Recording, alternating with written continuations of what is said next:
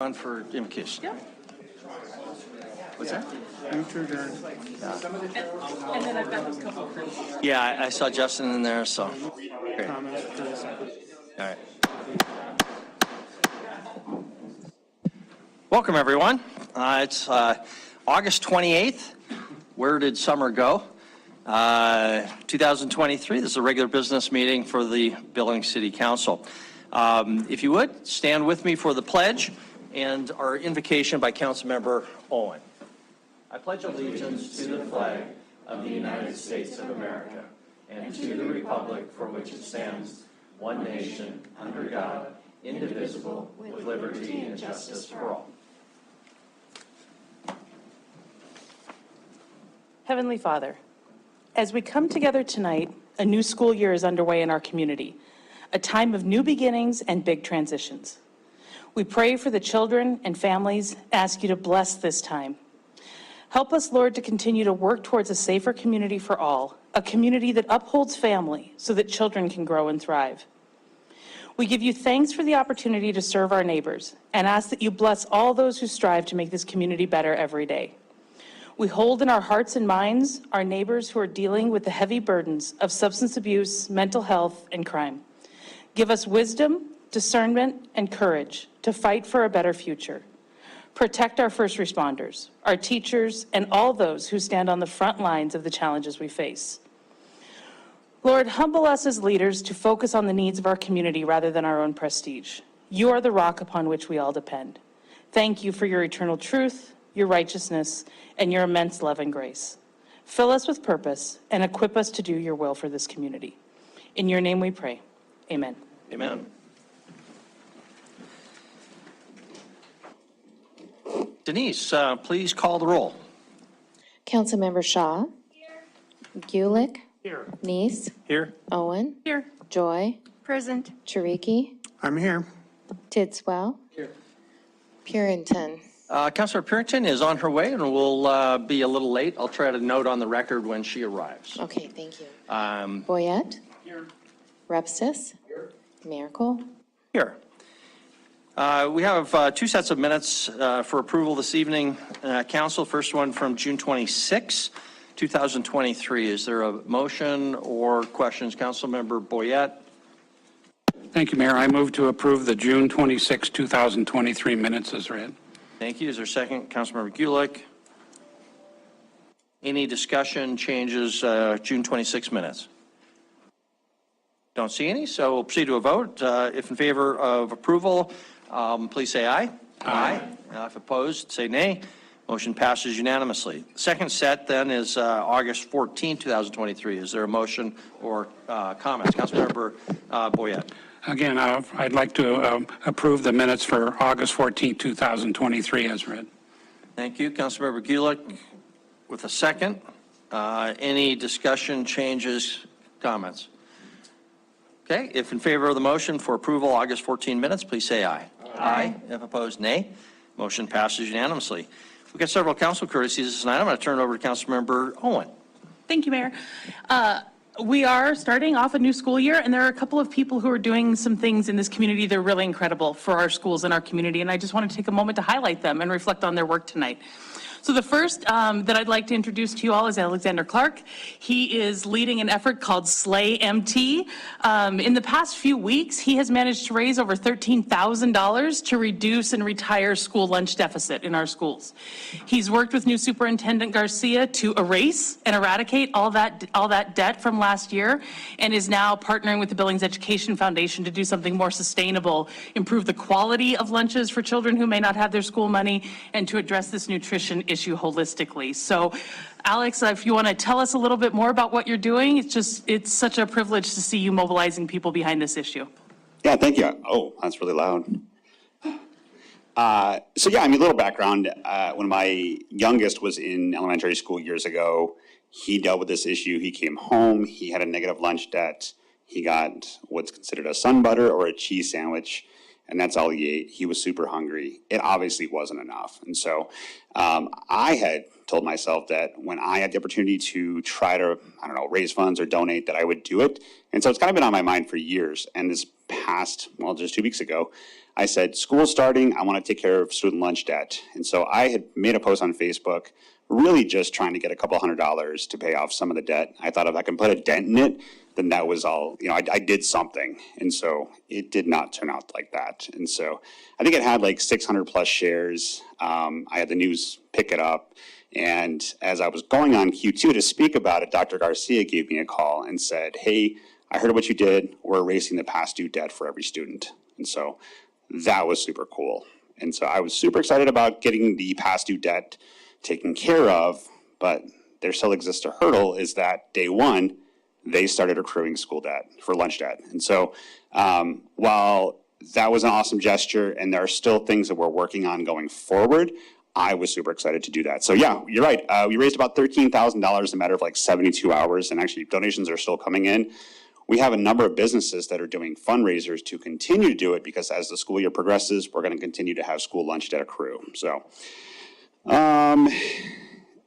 some of the stats are just kind of staggering, so I looked them up ahead of time. You know, Montana has 36,910 kids who are food insecure, with $6.6 million in school lunch debt in the state alone. We're actually one of the highest based on a per capita dollar amount. So food insecurity in Billings is up 30% for Billings students too. There was a story that came out last year, mid-year, that talked about that. A lot of it is due to the COVID lunch money that was here and then just decided apparently not to be here. And so there was a number of issues that contributed to that factor, but they expect it to be the same thing this year too. So it's going to continue. So I kind of took up the mantle to create something that not only educates folks about food insecurity, but helps tackle some of the lunch debt that's going to accrue this year. And that was SLAY, which stands for School Lunches and Assistance Year Round. I know it's kind of a cool, catchy name. So we actually partnered, and we're partnering with the Billings Education Foundation to essentially work to pay off the school lunch debt as it accrues this year.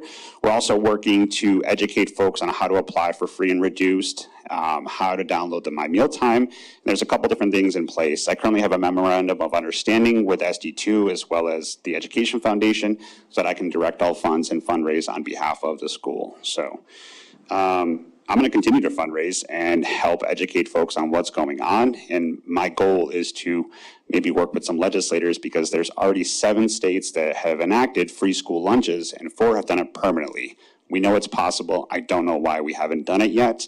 It seems really common sense to pay off the school lunch debt and give free lunch to students, because that's a kind of a basic need for folks. And so, and if we feed them, it takes care of a lot of other issues. So it kind of compounds. So that's it. If people want to donate? So if you want to donate, currently they can go to the Billings Education Foundation and donate. They've got a couple different avenues. They have a PayPal set up so they can do it that way. You can write checks, of course, and send them into the Education Foundation. I do have my Venmo, but I'd like to steer that away for tax purposes. But there's a number of ways you can do it. If you have a check, I'll come pick it up. If you want to do a fundraiser, I'll help you. I'm going to do everything I can to make sure that there's no lunch debt this year. Perfect. So Thank you on behalf of the community. Thanks. Keep it up.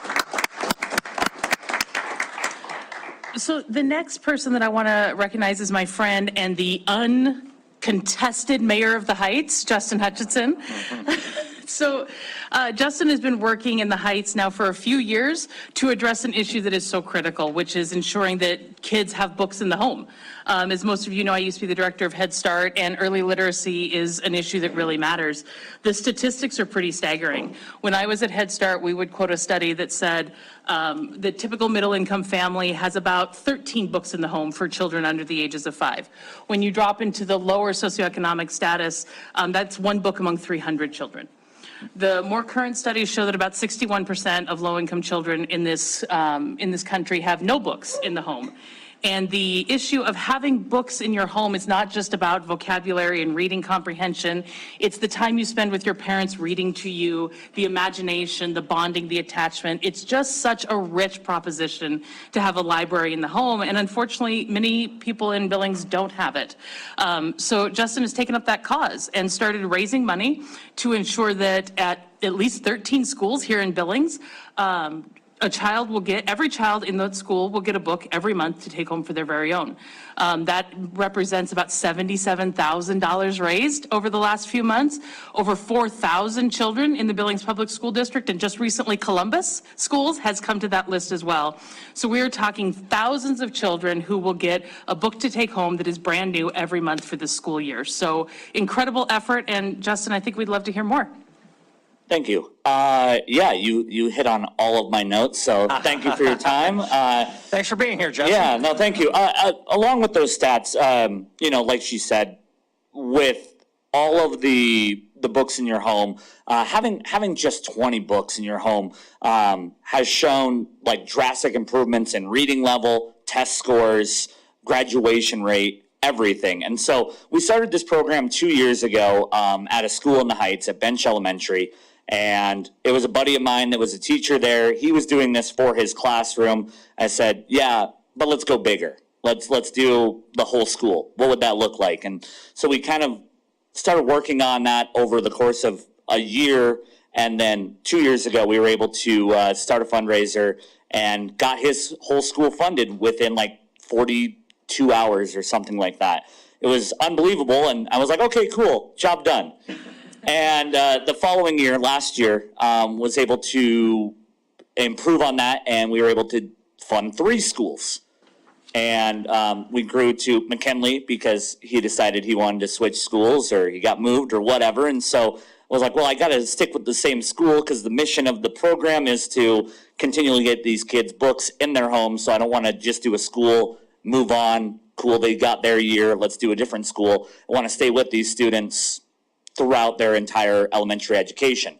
And so we were able to do Bench right away again, McKinley, and then Ponderosa Elementary. So this year, looking at trying to maybe, the year prior to that was double plus one. So I was like, all right, if we could do 7 schools, double plus one, that would be awesome. And school 7 quickly came and gone, and we were able to do, like Councilmember Owen said, 14 schools around the area, 12 of our 22 School District 2 elementary schools in Billings, the Rimrock Learning Center, which is a great preschool program in School District 2, and then also Columbus Elementary, thanks to our friends out there, Montana Silversmiths and a bunch of other businesses out there. We were able to raise, like she said, $77,000, over $77,000 to help over 4,200 students in our area get books every single month of the school year.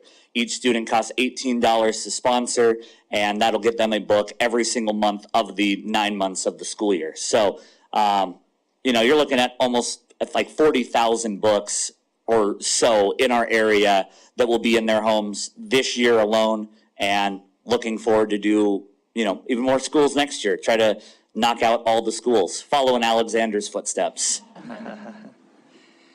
That's just great. So what you have to raise each year, is it that $70,000 number, or is it So about half that? 77,000 was able to get us 14 elementary schools, and there's 22 elementary schools in Billings. So in order to get roughly, if we went for the whole county, it'd probably be roughly $200,000 in order to each year to be able to do that. And the question Councilmember Owen mentioned, how do you contribute, and who are you using as a 501c3 entity or the school district? So we actually, because of this program and our Christmas charity that we run through the Big J Show, we set up our own 501c3, much like Alex with his Venmo problems. I too did not want Uncle Sam coming knocking on my door. And so we set up a 501c3 called the Big J Show Cares.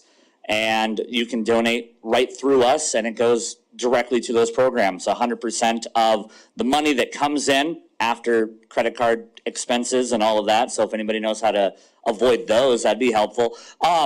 all of that money, nobody takes any salary, nobody takes any money out of it. It's just 100% straight to the causes that we raise funds for. Awesome. Anything else? No, just such a huge contribution to the community for both of you. Thank you so much for your leadership and everything you're doing, and please come back and tell us more. Thank you. Thank you.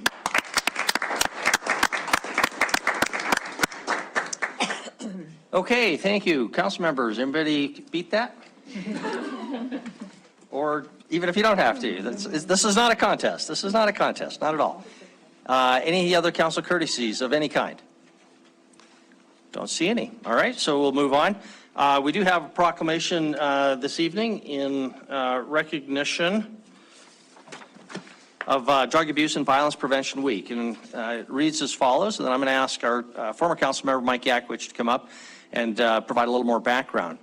Whereas we take a stand against drug abuse and violence, which, as we do, contributes to the well-being and quality of life for all citizens of Billings, Montana, and Yellowstone County. And whereas all young and old citizens are called to promote the health and well-being of our community, and whereas on the 24th annual March Against Drugs and on this 24th annual March Against Drugs and Violence, a community effort is taking place to provide information and awareness to our citizens on painkillers and opioid abuse and prevention education. And whereas we thank and acknowledge our community, civic, and law enforcement leadership, both locally, statewide, and nationally, for their hard work in this area. And whereas as we call all citizens to proudly join in this annual event to take place on the courthouse lawn at 11:30 a.m. on September 9, 2023.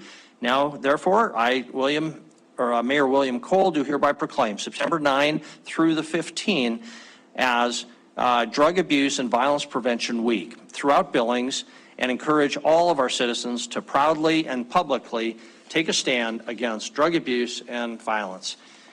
Representative Yakwich. Thank you, Your Honor, Mayor and Council. Thank you for your support on this issue. We've been doing it, we, and meaning all of us, been working on this for 24 years.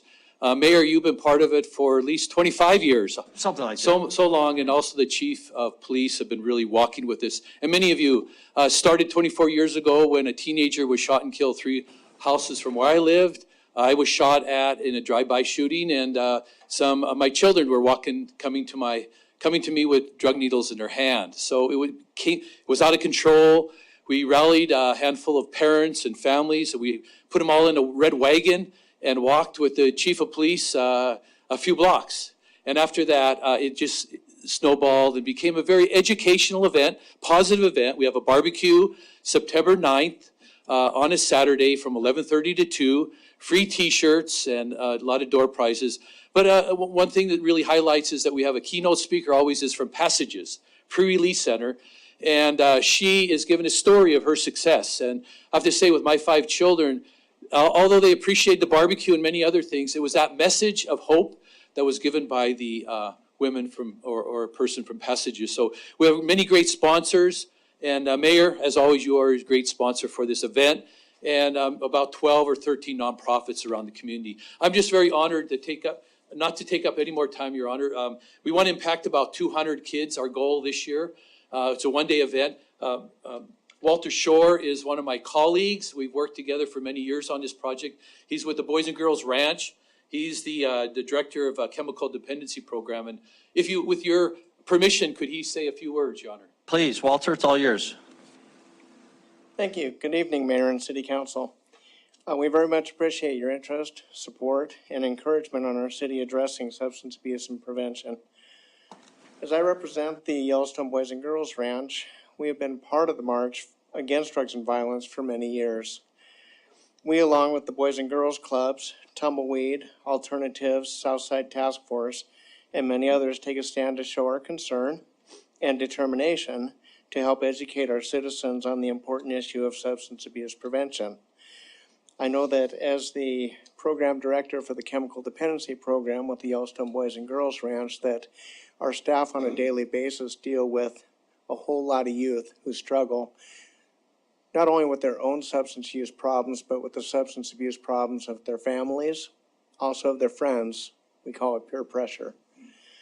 So with that being said, prevention efforts such as the March Against Drugs and Violence are extremely important because they send a message of hope.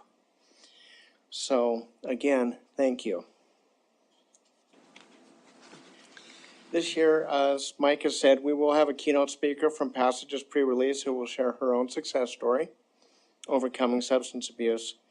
And we welcome everyone to please join us on Saturday, September 9th at 11:30 a.m. at the County Courthouse lawn.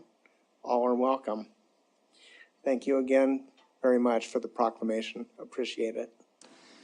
Thank you, Walter. Thank you for all that you do. Representative Yakowicz, thank you. We hope to see you on Saturday, September 9th at 11:30 Courthouse lawn, correct? Thank you. All right, Have a very good. evening. And everyone is welcome.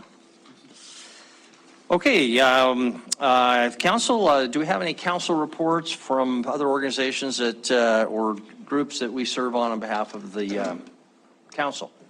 Any council reports? Don't see any, so move on to our city administrator report. Chris.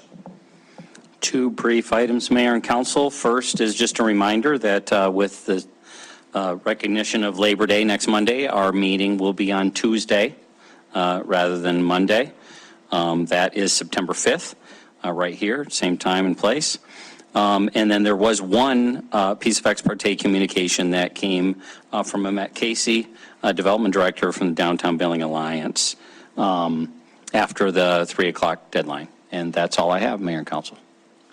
Okay, thank you very much, Chris. We'll move on then to public comment on non-public hearing items. So if you're with us and you'd like to comment on anything on our consent agenda, which is item 1 and all those subparts, or item 4, which is the proposed park bond resolution, there will not be a public hearing on those items later.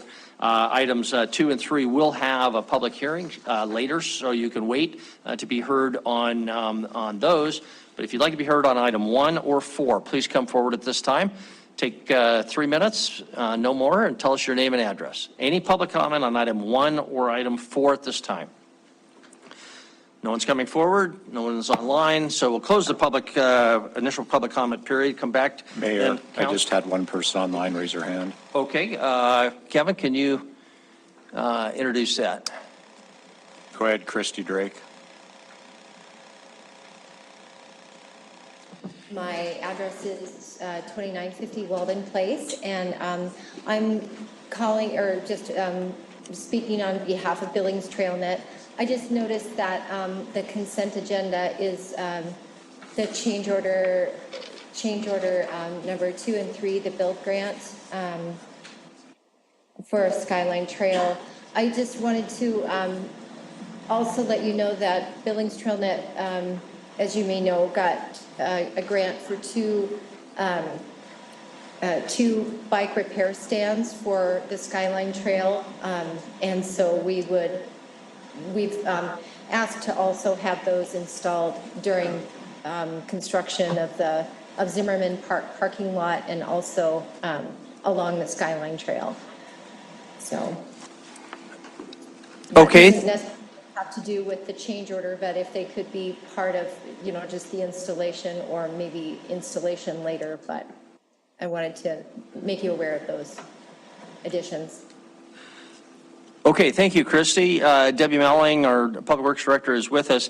I seem to recall in that work order, I want to say that there was at least one mentioned in that, but I'm not sure. Maybe Debbie could, once we close public comment, we'll, there is no other public comment, right? So, yeah, public comment is closed. Council will go into our first item, item number 1, the consent agenda. But Debbie, before we do that, could I just ask you to comment on Christie's comment? Specifically, do we need to do something to address that issue, or are they already in that work order change? It does not need to be addressed in this. We have it planned, but it needs to be after the fact. We need to get the scope done, and then we'll add things afterwards, after it's approved. Okay, so we're good if we just proceed with what's on our agenda this evening? Yes. Okay, thank you for that clarification. Council, to you, do we have any separations on the consent agenda first? Separations, Councilmember Owen, and then Councilmember Boyette. Mayor, I'd like to separate item E, please. E as in Echo. Amendment number 1, Senator Stewart, Fifth Avenue Trail Corridor Contract. Councilmember Boyette. I'd like to separate item I. Downtown revolving loan, Sturm Drake. Any other separations? Okay, is there a motion? Councilmember Shaw? Thank you. I move to approve the items of the consent agenda except for items E and I. Second, Councilmember Gulick. Okay, Council, that's the motion before you. Is there any discussion on the motion? Councilmember Neese, Councilmember Joy. Thank you, Mayor. I have a question regarding item C. Is there someone here representing that? John. John, just a quick question on this. When I was looking at this, it looked like this order was changing and adding a whole lot of things, a lot of new things to it. And the change order was 37% increase of the original bid. So at what point do we just cancel the original order and just rebid this? Because it looks like there's a lot of different and new things happening on this. So would this be better just cancel this bid altogether and just rebid it out because we've changed so much of it? Yeah, Mayor, Councilmember Neese, that's certainly an option. That's going to delay what we're trying to do with installing access control. The decision was made after the fact by facilities and fire department admin to add the 911 call center into the access control installation for fire department. And I guess poignantly, it's a good position for us to do it now because we had an issue at the 911 call center 2 weeks ago where electrical incident arced in the server room and the access control system was shot. So currently there's no access control system online. The system is cached out, so there's no way to enter credentials to get in the building. We'll certainly take that recommendation going forward that we'll have better alignment so we don't have these types of change orders and scope creep. Okay, Mayor, just a quick follow-up then. So seeing this, and I know you're working with facilities to try to get things more under your purview. Is that something that you think in the future that these type of large change orders won't happen because you'll have a more oversight of the entire facility operations? I can't unequivocally say yes, but certainly as we have more autonomy to make decisions operationally, I would say yes, we would see a decrease in change orders. Okay, thank you. Thank you. Thank you very much. Councilmember Joy? Thank you, Mayor and Council. I just want to state my concern about the appointment of Jeff Essman to the County Water District of Billings Heights. I have some concerns that Mr. Essman's business is to resell city water for a profit. As a for-profit corporation, I don't believe that he best represents the interest of the city, people of the city of Billings, and I don't think he represents the interest of our ratepayers. A person who has a for-profit corporation making money off of reselling water would not, in my opinion, would not be a person well representing our residents. Thank you. Okay, thank you. I'll just comment since that's coming from me on that. Certainly good to be pay attention to all of our appointees, but I don't think that involves an actual conflict. Jeff's business is up by Briarwood and not in the Heights, and it's not getting water from the Heights Water District, so I don't think there's any actual conflict, and he's been in owned property up there, done business for 40 plus years, so he's got an awful lot of knowledge and gravitas and sway, I think, with the organization. That's why I gave him your name. No, I didn't give him your name. That's why I gave you his name, and other reasons as well. Councilmember Neese. Thank you, Mayor. I've got a couple other items I want to question. One is the change order for the build grant. I talked to Debbie a little bit before this, and so my question to her was, why are we seeing a lot of change orders now for the Skyline Trail, but not the Inner Belt Loop? And my concern is that, the Skyline Trail may be having some of the money utilized and moved over to the Skyline Trail versus the Inner Belt Loop. And Debbie, would you mind commenting on, kind of what we can expect on any kind of future change orders, where this money is coming from for the current change orders on the Skyline Trail and what we may see in change orders for the Inner Belt Loop?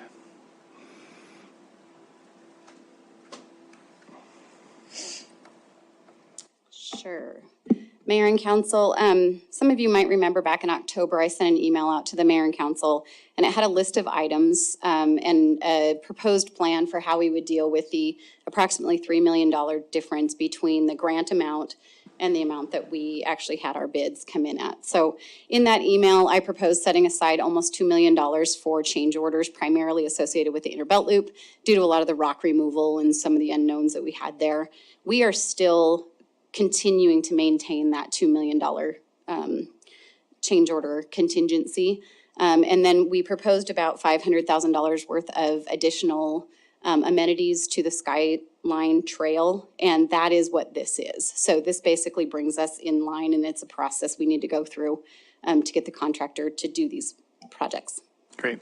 And Debbie, real quick on some of those lists that were possibly for the Inner Belt Loop, wasn't there one for a underpass under Highway 3? So that would that be, if that's done, would that come out of the $2 million if it's available? So the problem we have with the underpass is that it would have delayed the whole process because we didn't originally have that in our scope of work, and it would require about a 9-month design process to be able to get that approved and put in the project. So that is not part of the project as it stands, or, yeah, it doesn't have the capacity for it. Thank you. Okay, thank you. Any other discussion on the motion for approval of the non-separated items? Councilmember Neese. Mayor, one more question for the airport about the lease. As I was looking at that, lease is, I think it was 32 cents a square foot, and I just would like the airport director to kind of comment on why it seems pretty inexpensive at that, but would you mind explaining that? And let's clarify exactly which subletter or letter it is. H? Yeah, it was H. Okay. Thank you. 1H. Thank you. Jeff? Mayor and council, the lease rate is currently 29 cents per square foot for fixed-based operators, and using the CPI, we are increasing that for this lease to 32.23 cents per square foot per year.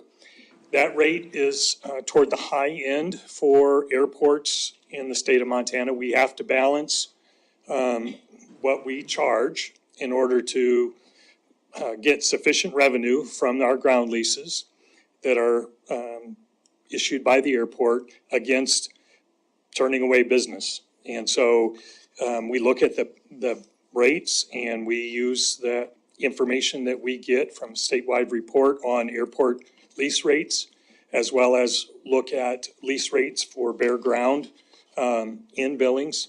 And this is the rate that we've come up with over time for bare ground lease rates for the fixed-based operators at the airport. Thank you. Jeff, while we've got you, have we ever thought about just putting it out for bid? Or maybe that's how the process works now, just to see what people, the market will give us.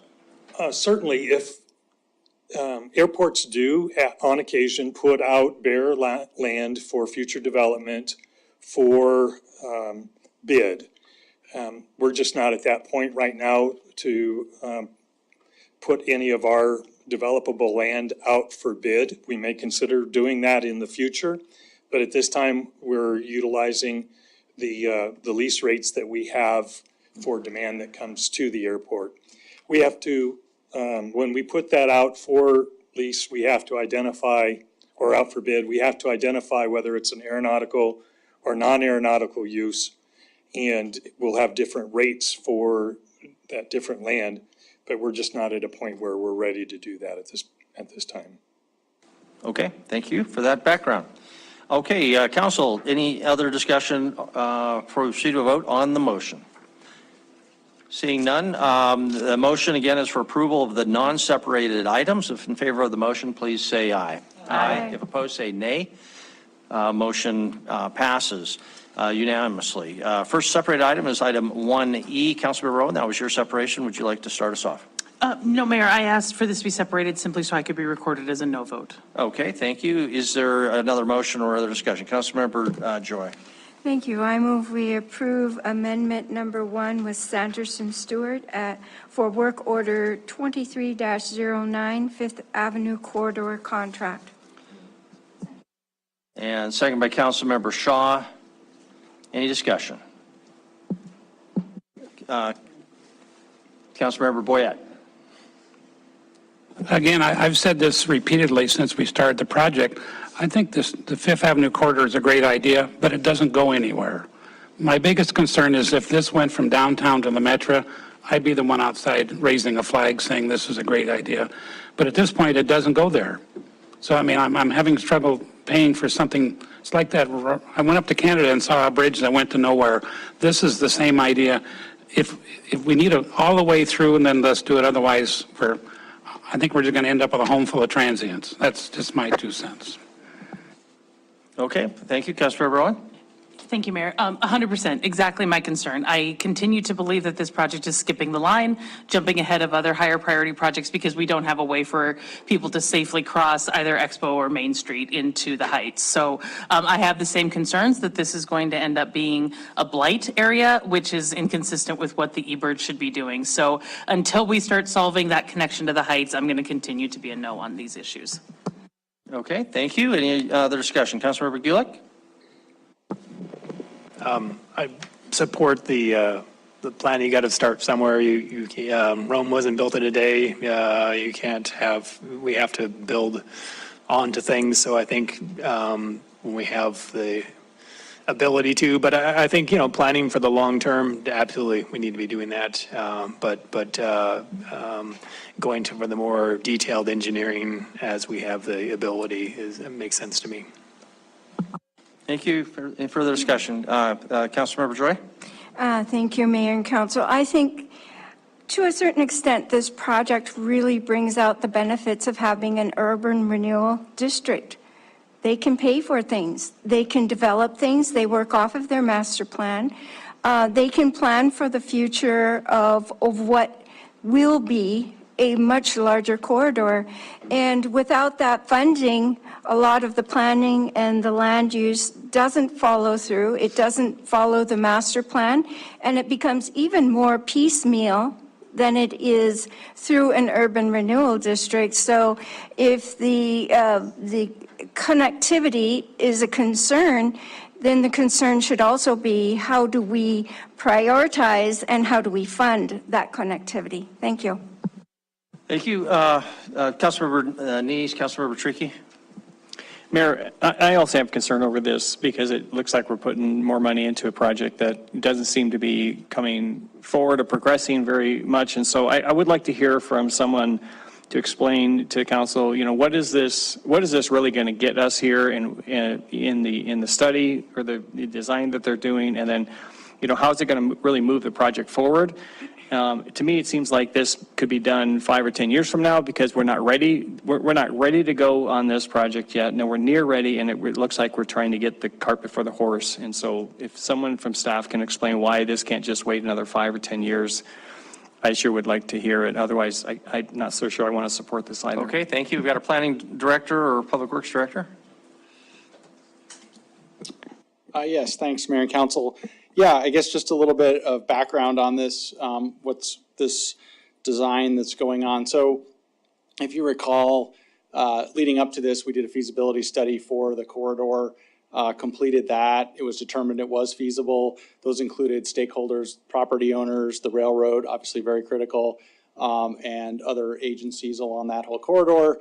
And then identified that the next step would be to design it so we understood, first of all, what we were talking about in terms of future costs, and if we were going to apply for grants, that we would have the right information in our possession to be able to do that. And also, importantly, the railroad said, we need you to go further with the design so we can understand better how we would be involved and how this would work with whether the rail stays there and is existing or if something changes. So the whole impetus with this is to complete the design of the whole piece so we know what we're looking at for infrastructure improvements, stakeholder involvement, property owners, railroad, and then be able to be prepared if we were successful with a grant or something come along on a funding opportunity that we could then act on it. If we don't have that in place, we can't move on any of those things. And it's very similar to other projects where we've gone up to that point to be able to then apply for funding. So that's really what's happening. This tonight is just amending to complete the rest of the design through the corridor into the further eastern part of the eBird. The consultant and city started at the west end here, has been having a lot of interactions with the property owners and such along the western portion, and now we're headed east. So just wanted to give you a little bit more of the context for that. Mayor, follow up with him on that, please. Okay. So Wyeth, how far east is this study going? Is it going over right to the Metro, right to Main Street there? Councilmember Neese and Mayor and Council, the design effort goes to 13th, which is identified as one of the main streets in the eBird, and in coordination both with the city, with Met Transit, with what we're doing with 2nd and 3rd, and with that Main Street developing. For now, the idea was to get there, and then you could drop down and come into the Metro on 3rd or 2nd or one of those streets. We're also still working with the scrapyard recycling that's at the far end there, and obviously trying to work with that. But the idea is Main Street or 13th is identified as a main street there. It actually fits in, if I may, with the 6th Avenue side path that comes down from the Heights. You come down along 6th, and then you hit 13th at the light there, and then you drop down into the eBird there. So there's a couple different pieces that are part of that. Yeah, Mayor, if you don't mind. Okay, and then we'll go to Councilmember Tricky. Okay, so this is going, this is Fifth Street project is really going not to the Metro. And so we don't have a design or a plan after 13th Street. We're kind of hoping it may connect somewhere, but we haven't, the city or eBird hasn't come up with a real solution, because actually on the 6th Street bypass is coming, that's a very dangerous corner there. In fact, there was several police cars on their way to City Council tonight where there's something going on there. So I'm concerned that if that's the answer, that doesn't seem like a good answer to me, because that's a very busy part of the street. So is there any other solution to extend this to the Metro? Is there other than that? Well, Councilmember Neese and Mayor and Council, I guess first, the 6th Avenue connection I was referring to you come down by Applebee's along the north side, and then you cross at the light on 6th. So you're not just being dumped into the traffic there. In terms of the corridor, like I said, yeah, we're certainly looking, and if you actually look in the concept plans for some kind of pedestrian, if it was to be not at grade crossing across Exposition into Metro, it's down closer to the 4th, between 4th and 3rd Avenue area, which again, if you're going down 13th, then you can connect in that way. And that may end up being whether it's, above grade or at grade. There's a couple different places there with 3rd and 4th as they go into the Metro there. So that's still the focus of bringing people through there, coming off of that 13th Main north-south, and then those east-west streets. And has there been any discussion with the county of how to connect this 5th Avenue into the Metro at all? Well, so Councilmember Neese and Mayor and Council, part of this whole effort is, looking at how this whole corridor would get you from downtown through the corridor. And you want people to do things in the eBird as well, and then also be able to get to the Metro. So that conversation has been happening as part of this whole effort, as well as that proposed crossing at Exposition with potentially the above grade, bridge or something to that effect. And there's been conversations with potential development there, as well as with some of the plans the counties had for improvements along the west side of their property. So again, all preliminary at this point, but we've got to figure out some of these design elements to be able to get a handle on, like, what are we really looking at? Okay, thank you. And Wyeth, I'm sorry, that was just a lot of words. There is a plan to continue 5th Avenue to the east of 13th at some point in the future, correct? It's just not part of this contract. Mayor and Council, correct. The issue, correct. But we're looking at several options. I guess I want to be clear, like whether it goes straight at 5th or off 13th. Yeah. Okay. All right. Very good. Councilmember Tricky, Councilmember Purinton. Thank you, Mr. Mayor, Council. I just want to say that you do not go from an idea on the back of a napkin to a full-blown plan in one step. It takes a number of different steps. And what we are doing here is taking another one of those. We are providing funding for something that was already planned out and we have looked at before. We're providing funding to take that next step to make this closer to reality.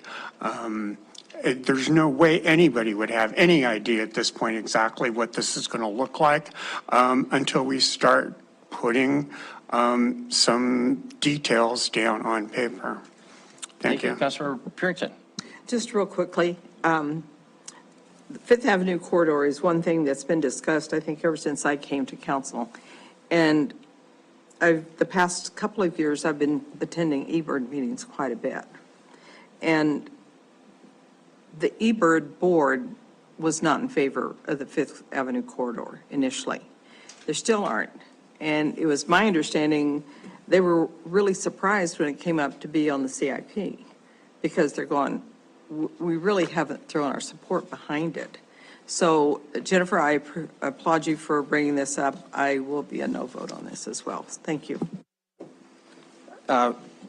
Wyeth, that's my vague recollection from the director is the eBird board was in favor. Can you clarify that? Because that's yes. what we just heard is very inconsistent with that. Yeah, Mayor and Council. Yeah, I guess that's not my understanding of the board, and having been at the meeting when we discussed actually specifically the amendment, this amendment to extend the design for the rest of the corridor, that they did understand and were in support of it, and that's how come it's coming to you. I mean, there's been discussion with them behind the scenes on this already. So I'm not aware that they're not supportive. They were part of the corridor study effort and the design effort that we've had. So they've been involved all the way. Oh, so Councilor Pruitt, I guess I just need to ask you, are you aware of some information that within the last couple, how long ago was that meeting? I mean, it's Mayor and Council, it's been several months ago. I mean, we've been talking in the about last this couple for months. a while.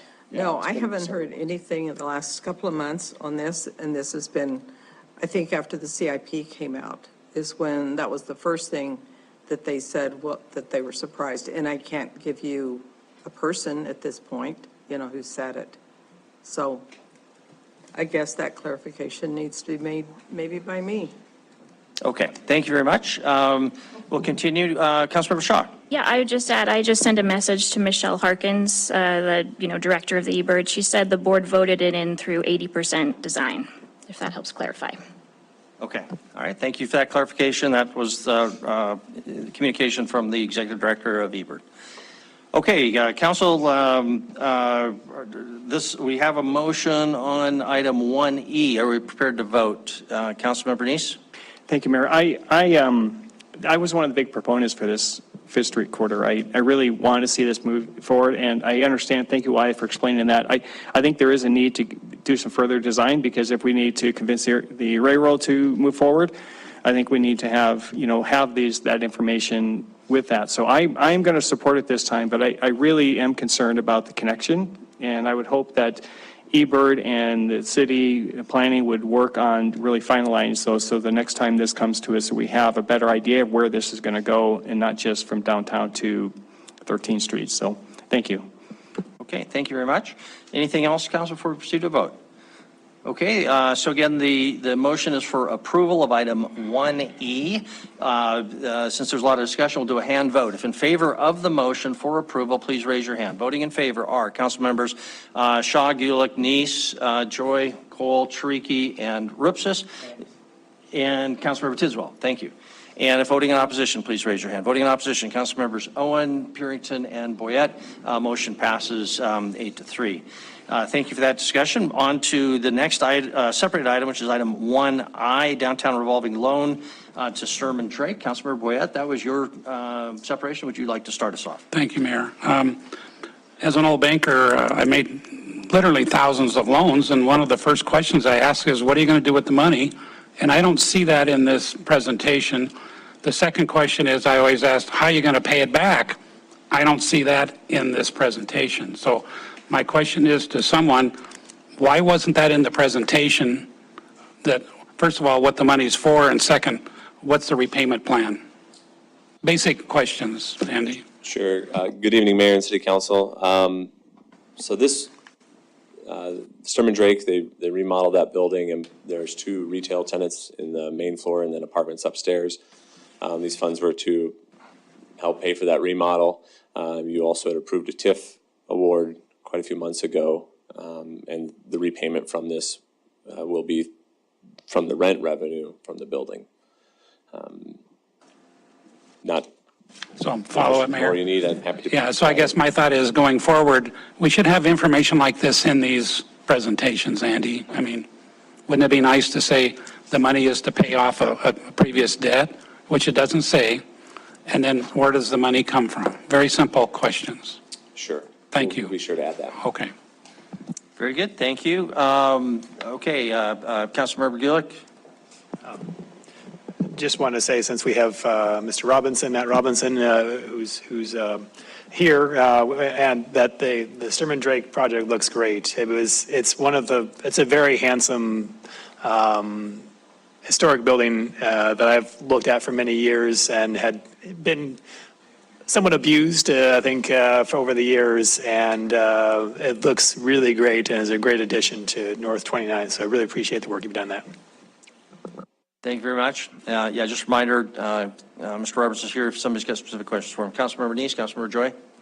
Thank you, Mayor. I had some of the same concerns when I saw this memo that I thought it didn't have enough information in it. And, again, I've worked in lending as well. We're looking for the, purpose. I have no idea what this money is going to be used for. And I did recall that this was used, that we gave them, I don't recall the amount, but some TIF money to do this. And I'm wondering now why we're coming for another $125,000, in a loan, which we just heard that the lending rates are over 7% for commercial loans, and yet we're doing it 5.25. So can you kind of indicate, let us know what this money is being used for, since we just gave a bunch of TIF money to this to develop the property, and now why the rates seem quite a bit lower. What I'm hearing, commercial rates are at, over 7%. Mayor, City Council, Councilmember Neese. So the money is being used for the remodel of the building. They have a $1.5 million loan from Western Security that was on there as well, and then we'll be second position behind that. The rates are set per the board policy, which is set each year in October. It is the prime rate plus 1%. That is why it's at 5.25% currently. Okay, so it will be, sorry. Okay, all right. So that'll be October, it'll change, it'll change this October or for them, or will it change next October for them? All of our outstanding downtown revolving loans will change in October. Well, it'll change on January as set on October. So we can notify them, your rates will change in January. So I am a little concerned, or maybe I'm unsure about that. When we gave the TIF money to this project, they were doing the remodel then. So and they told us how much they were going to have, how much the project was, and then, we gave them, I don't remember the amount of TIF money, but we gave them the TIF money. So now you're saying that they didn't complete the remodel that was within that, or was this anticipated they were going to come to us for another $125,000 at the time that they were awarded the TIF? Mayor and Council, I'm not aware if it was anticipated or not. We gave them $320,000, I believe, or $330,000, right around there, from the TIF district. The project is completed; those funds have been remitted. I don't know if the project costs were higher than what they had anticipated. They had spent everything that they had anticipated for the TIF eligible expenses. That project is complete, so those have been paid. Councilmember Neese, rather than continuing to speculate, why don't we have Matt Robertson come up and Sure, that would be great, because if it's complete, then I'm wondering why we need $125,000 for remodel. So sure. Thank you. Matt, come tell us a little more about your project. You've heard the comments. Yeah. Matt Robertson, 3531 Timberline Drive. To answer your question, we got into the project. With any remodel project in an old building, you come up with surprises. One of those was a deteriorating sidewalk to the tune of almost $100,000. So were we over budget? Yes, we were. By unforeseen opportunities, and truly the Downtown Revolving Loan Fund allowed us to bridge that gap. In addition to the TIF funds, we wouldn't be able to do this deal without the Downtown Revolving Loan Fund. You can ask Andy, we have plenty of equity in the project. We wouldn't get the revolving loan funds without that equity, but we ended up replacing the entire sidewalk in front of Sturman Drake. So that was the main issue for the project. Thank you. Actually, that was something that I don't think I saw in there, what the loan-to-value ratio was. So what was the equity, what was your total equity of the project? 20+%. So 20% Yeah. is Excess of outside? 20%. Okay, so 20% of the total 1.3 million, or? Oh, of the total project cost, which was north of 2.8. Okay, all right, of the total project. And, all right, so at the total project cost, you had 20% in, and that, all right, thank you very much. Okay, thank you, Councilmember Joy. Thank you, Mayor and Council. I move we approve downtown revolving loan to Storm and Drake Development LLC. Second by Councilmember Shaw. Motion is for approval. Further discussion on the motion? Before we proceed to a vote. Don't see any, so again, the motion is for approval. Item 1I. If in favor, please say aye. Aye. If opposed, say nay. Motion passes unanimously. Thank you. And that concludes item number 1 and brings us to the first item on our regular agenda, item number 2. Denise, would you read item number 2 for us, please? Public hearing and first reading ordinance for zone change 1033 to allow an update to the plan development document for the St. Vincent's Healthcare subdivision at the intersection of King Avenue West and Shiloh Road. Zoning Commission recommends approval and adoption of the 10 review criteria. Thank you very much. Zoning Coordinator Nicole Cromwell is bringing up the PowerPoint.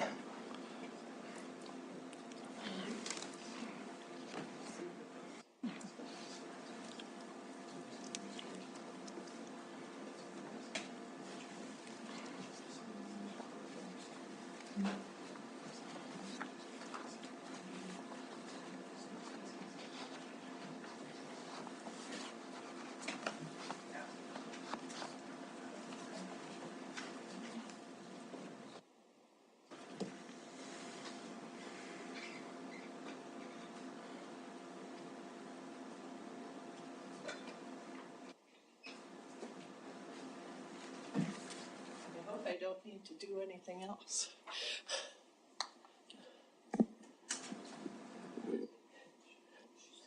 Thank you, Mayor and Council, for your patience while we get that going. So the St. Vincent's Healthcare Plan Development at Shiloh Road and King Avenue West has been around for a couple of years. Recent developments have accelerated the pace of development lots in the subdivision. St. Vincent's Healthcare and Intermountain Healthcare have just formed a partnership. So with any good partnership, change happens. And so this is one of the older plan developments that refers to several parts of the archived city zoning code that are no longer in use for new developments. So part of this effort was to basically clean the plan development of those archive code references that are out of date. And perhaps, there we go.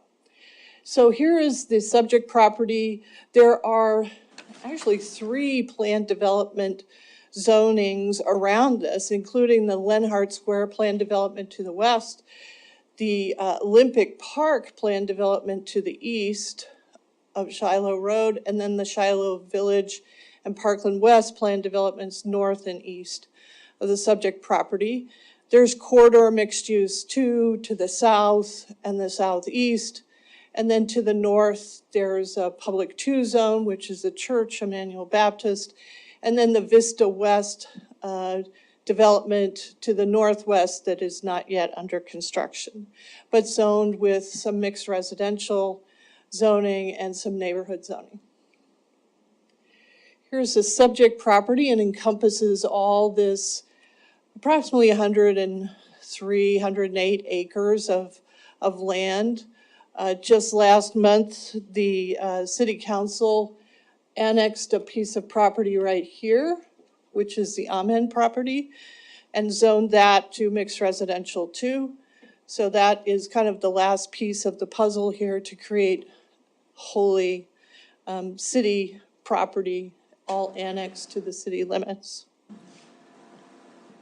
Here is the exhibit kind of showing the established zoning and then the proposed underlying zoning. So the center of the property and some of the north lots on Shiloh Road are projected to become part of a medical campus. The largest piece of that right now is the Rocky Vista University, which just had a ribbon cutting and finished on time. There's also a new medical center, Intermountain Healthcare's medical center, a dialysis clinic, and then some dental oral surgeons on Shiloh Road.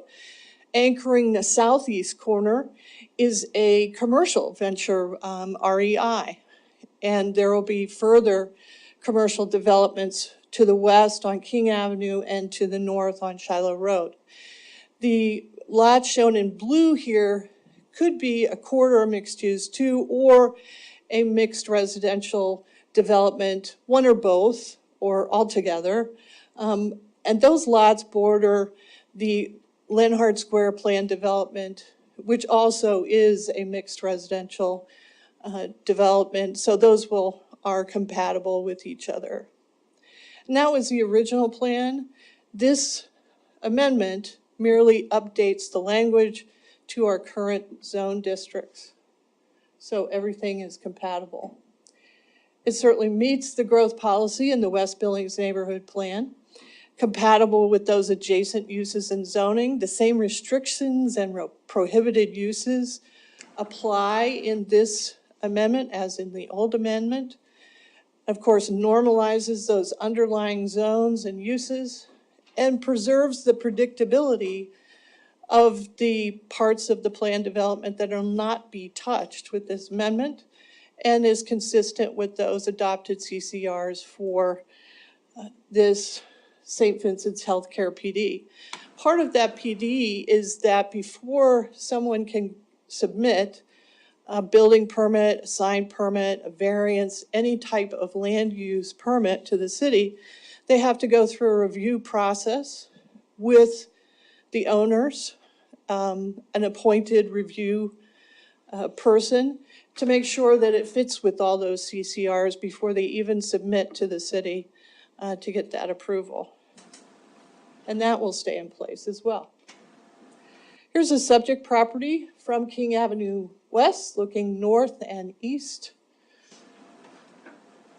Looking directly east on Shiloh, there's REI at the corner. Rocky Vista to the north, and the Billings Dialysis Clinic, as well as the apartments you can see in the background that are in Lenhart Square. Here are the zone change review criteria, the 10 criteria. The Zoning Commission's findings of those criteria are in your staff report. And again, here's the zoning map. And the applicant's agent is here to answer any specific questions about the amendment. And that's it. Okay, very good. Questions for Nicole? Councilmember Boyette. Mayor, I guess if I was, already had my building there, I would just want an assurance from the city that nothing we're going to do tonight is going to affect the property I already have and have built buildings on and spent a lot of money on. Just, that's the big assurance that I think we need to say to everyone, nothing's changing. Well, yes, it will not affect those who've already invested and have developments there. In fact, that's one of the things I spoke with the attorney for St. Vincent's Healthcare about, that these are essentially just updating.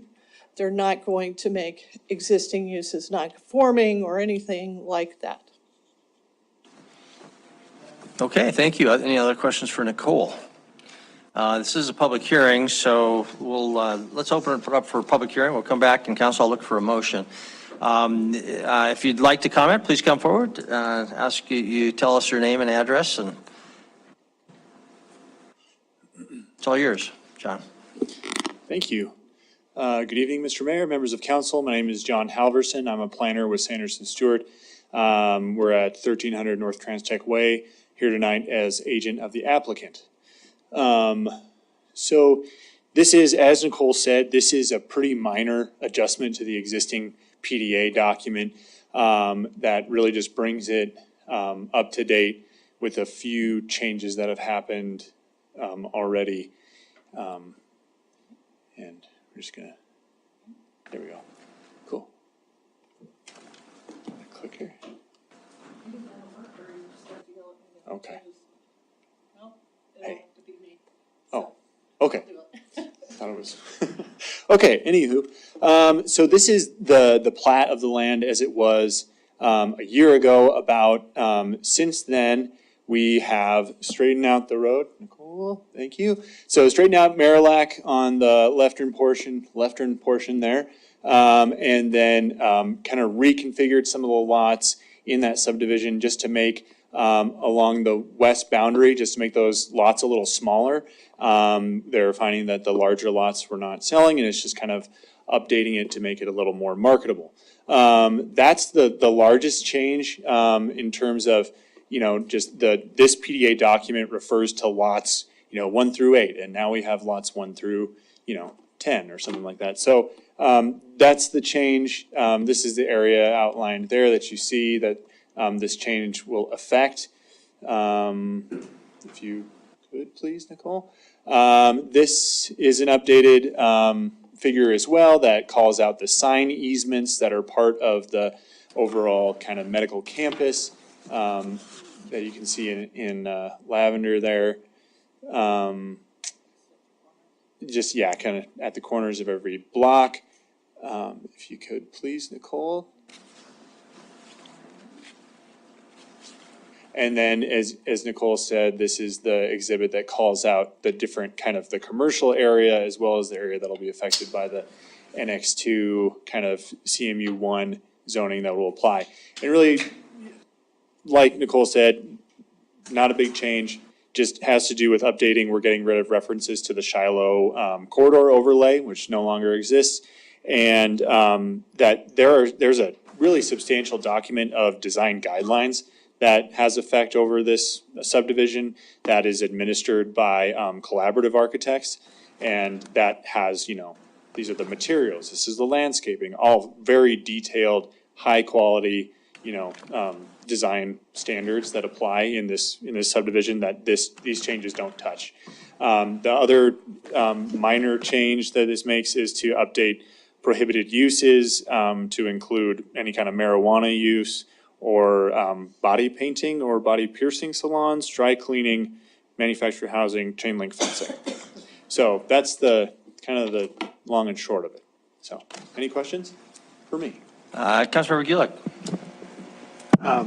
Mr. Allison, could you just go through, what was the maroon color, or what were the changes there that the properties? So it just reestablishes those sign easements that are held kind of for the overall subdivision to have its own kind of branded signage that, again, is controlled by that design guidelines document.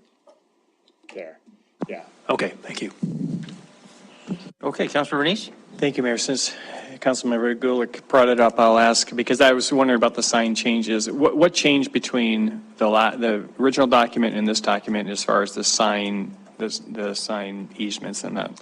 It just needs to, so the updated document, because we redrew and renumbered some of the lots. Okay, so because the lots changed, you had to change the location of the easements. So yeah, those easements haven't moved. We just had to kind of reestablish them in this new document. Great, thank you. Thank you. Any other questions for John? John, I'm going to just make a comment here, get something on your radar, which hopefully already is, but there's never been any vehicular connectivity east-west between Lenhart Square and the St. V property until you get all the way up to Modad here, and that's not ideal.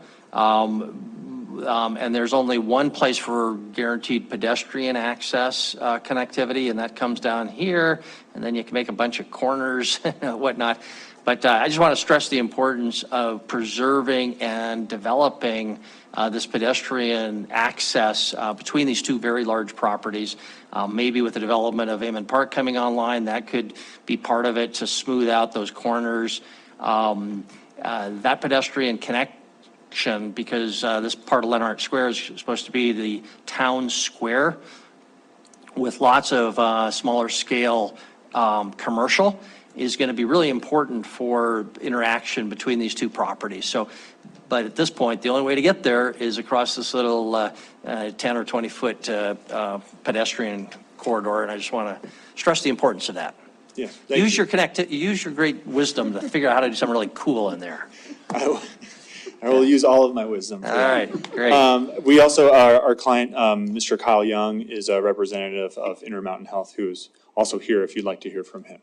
Okay, great, thank you. Anything else for John? Don't see anything, so we're still in the public hearing. If there's anybody else who would like to comment, it's all yours. Any further public comment on item number 2? There's no one online, there's no one coming forward, so I guess we'll close the public hearing. And council, how would you like to proceed? Councilmember Neese? Having conducted a public hearing, considered written and spoken testimony, I move to approve first reading ordinance of zone change 1033 and adopt the findings of the 10 review criteria as recommended by the zoning commission. Thank you. Councilmember Shaw, the second. Any discussion? Before we proceed to a vote. Okay, we'll move to a vote. The motion is for approval. Item number 2. If in favor of the motion, please say aye. Aye. Opposed, nay. Motion passes unanimously. That concludes item number 2. Brings us to item number 3. Denise, would you read item number 3? Public hearing concerning land use contrary to zoning concerning new county surface parking lot located at 2550 3rd Avenue North. No action is required. Thank you very much. We still have a presentation by, even though there's no formal action called for by the council. Nicole has a presentation, and then we will open it up for public hearing as required by statute.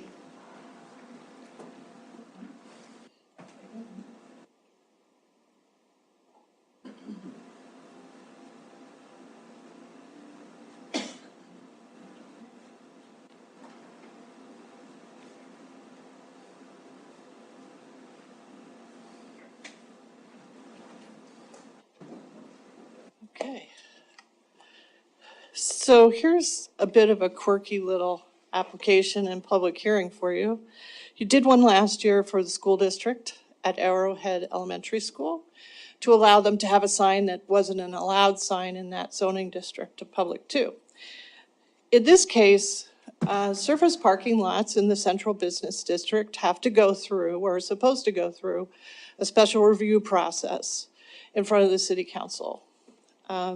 That's because surface parking, especially in a downtown area, can have some effect on adjacent properties, property values, marketability, all kinds of issues. So these go through special review now. The state law, Montana Code annotated 762402, says that any public agency can use public land contrary to the local zoning as long as they have a public hearing in front of the governing body of that jurisdiction. And so public agency includes everything from the federal government, state government, county government, city government. And so that's the exemption as long as there is a public hearing. There was a change in the law a couple of years ago that took away the Board of Adjustment's role in the land use contrary to zoning and gave it back to the governing bodies themselves of the jurisdiction. So it used to be you didn't hear these. These went to the Board of Adjustment. We've done some for the city, some for the county, some for the state government, some for signs that wouldn't necessarily be allowed in the size or shape or manner of how they're displayed. Some were for actual land uses contrary to zoning. And we did one for Dealer Park when it was developed because they didn't have enough off-street parking and they didn't have enough landscaping on the outside of the park, but they had plenty on the inside. So we use these routinely, or we have in the past. You're just seeing them for the first time. This one is for the county acquired, the county acquired the old Western Security Bank building at the corner of 3rd and North 26th. After they acquired it, North 26th Street was abandoned to facilitate the development of the new federal courthouse, which is directly south. To the north is the old federal courthouse, the Stillwater building, to be the new city hall. Also to the north is the Stillwater parking garage, which is a private parking garage. Public is invited to come in and pay and use it, but it's not publicly owned. Directly to the west is an existing county parking lot. The idea of this project is those two parcels will be joined, and that very short section of North 26th Street will become no more. It will no longer be a street on the ground, although on paper, it's already not a street. The county courthouse occupies the corner of North 27th and 3rd Avenue North, as you know. So here's an aerial of the subject property. It shows the building as it was. It's now demolished. The ground has been vacant for a couple of weeks now, and the county has been preparing to issue bids for the new parking lot. And as you can see, there's a lot happening around here. There are several surface parking lots already. There's the parking garage. City Hall is to the west. I know today that you received an email from Dan Brooks from the chamber, who was concerned. He spoke to me and he asked me, what is this land use contrary to zoning? So I explained the process. And he wrote to you today that he, as a member of the chamber, would be in favor of the county not using it for parking and using it or offering it to a developer to build housing downtown. That's not what we're discussing tonight. It's really just a public hearing to have people comment on the proposed surface parking lot here at this location. As you can see in the background, there's the federal courthouse.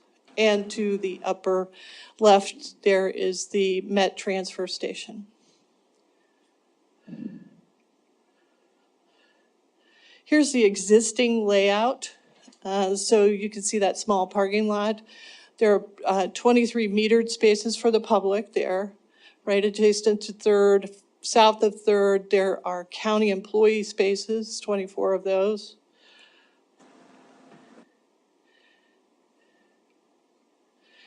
And then the proposed layout would have a single drive approach that comes in basically at the end of North 26th. People would have to go one way, one direction. They would use part of the alley to make that turn. So you come in, you immediately go to the right to head west.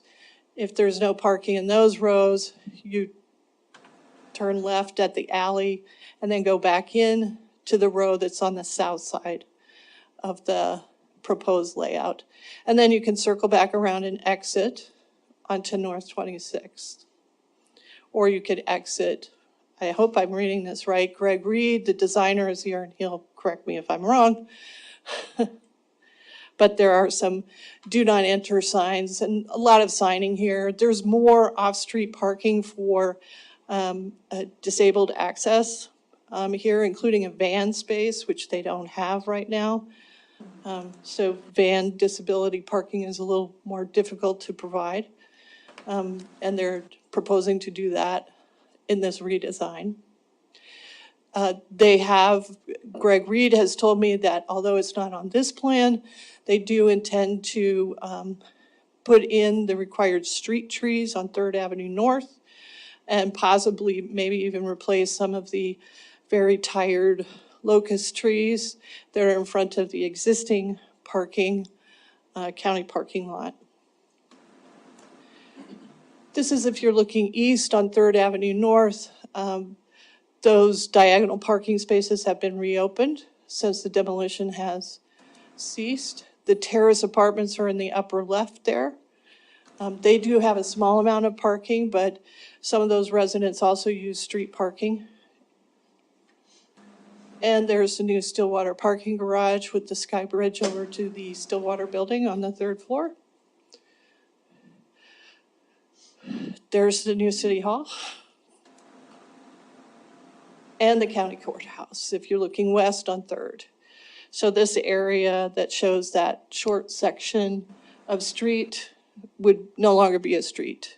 It would be a drive approach into the new parking. So the public hearing is to gather public comment. And you may also provide comment to the public agency that's proposing to use land contrary to zoning by not applying for a special review to this board. The city attorney and I agree that you cannot approve, deny, or attach conditions to the proposed use. Just hold the public hearing and gather public comment. Okay. I don't know if I have another slide. I don't. If you want me to, I will leave the site plan on there for the county. Greg Reed from WWC Engineering is here, as well as John Oslin, Chairman of the Board of County Commissioners. Thank you very much. Yes, the commissioner is with us, so we'll give him a chance to comment in a few minutes. Council, let's follow the usual pattern. If we've got questions for Nicole, we'll start there, and then we'll open to a public hearing. And Councilmember Boyette, Councilmember Joy, Councilmember Neese. Thank you, Mayor. Nicole, on that 26th Street, which will actually be going away, which has already gone away, is there any public utilities underneath there that someday we might have to tear up the parking lot because there's city water, sewer, or is this, you know what I mean, some kind of pipes and lines? I believe that was taken care of during the vacation of this portion of North 26. So if there are public utilities under there like water or sewer or storm drainage, there are permanent easements across that, at least until you get to the federal courthouse, and then that's sovereign territory. Okay, thank you. Councilmember Joy and Councilmember Neese. Thank you, Mayor and Council. I just have two questions. First, is there any way that this project, if you know the demand for parking, so a lot of times, you know, when we're not going to consider this in terms of anything more than a public hearing and whatnot, but is there a high demand for parking in this area? Because I'm thinking across the street is the Stillwater parking garage that appears to be pretty empty most of the time. So number one, is there any way to gauge the demand for parking? And number two, what are the purposes of the islands in the parking lot? Thank you. Well, generally, parking islands are required in private developments at what we call the terminal ends, at least. And at least one every 14 or so spaces to break up the long rows of parking.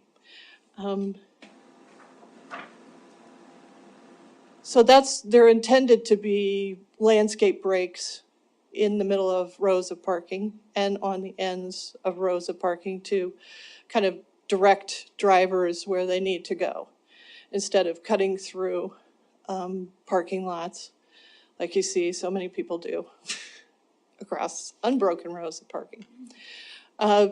The first question was Demand for parking. the demand for parking. Well, the Parking Advisory Board has done some study of downtown parking, and it's not that there's not enough. It's that there's not enough in certain locations.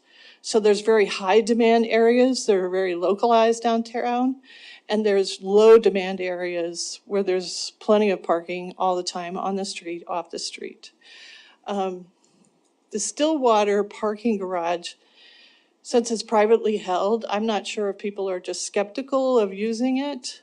I know that there are several people who prefer to park there because it's $5 for a whole day, which is kind of below market rate for downtown parking. Plus it's covered, you know, don't have to run out and try to save your car from a hailstorm, or dig it out when it snows a foot. So, how people use parking is not an easy formula. I think that the county's idea here is that they always have increasing number of employees. They always have increasing customer demands, that are transient. They're going into the courthouse, coming out of the courthouse to just do regular business. So it's probably on their radar for their purposes that they would like to have and hold more parking. But I'm sure that Commissioner Osklin can tell you more. Once we get through some questions, we'll ask Councilor or Commissioner Osklin to comment on that. Councilor Bernice? Thank you, Mayor. And I've used tried to park in there several times in the area to go into the county courthouse at times, and it's a pretty busy area. It's hard to find parking in that area at times. So I think one of the slides you mentioned, there was, I think, 34 metered and 27 county parking spots. Do you have any idea how many are going to be open to the public? Are the 105 that were in there? If you don't, maybe the applicant or the county can mention that when they come up to talk about it. So just to know how much additional public space, because I know it's sometimes difficult to get down there, and I think this would probably add, that ability to be able, instead of driving around the block several times to find an open spot, they can get in there. So thank you. Thank you. Chris? Mayor and Council, piece I would add is we certainly, one of our tougher challenges in the near term is, of course, that the federal building is sat empty for many years, and we will be moving into it as City Hall. Ideally, as a highest and best use, the county and the city would love all the surface parking lots to be offered at top dollar for redevelopment. But in the near term, that privately owned parking garage across the street, at its price that it is willing to be sold for, is not going to be an asset the city's going to own for the near term. And so we, like the county, are challenged to figure out where are we going to put fleet vehicles and ultimately customer parking and other things like that. So this helps. It's not the best long-term solution because, like I said, there is a garage right across the street, but that garage is being priced well above the market from what we can tell. So thank you.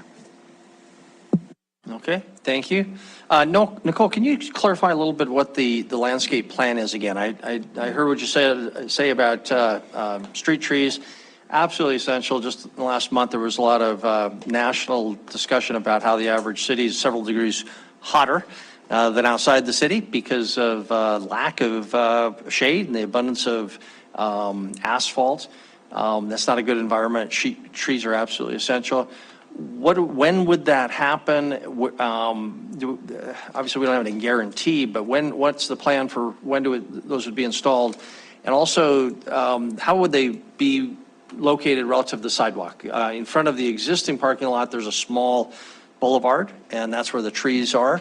But then it turns to a curb walk in this area that's going to be demolished. So, you may not know, but Greg Reed from WWC and I have had some short conversations about how they would deal with that, particularly where parking up against a sidewalk is challenging. As you know, some of you who walk this regularly, well, I do twice a day.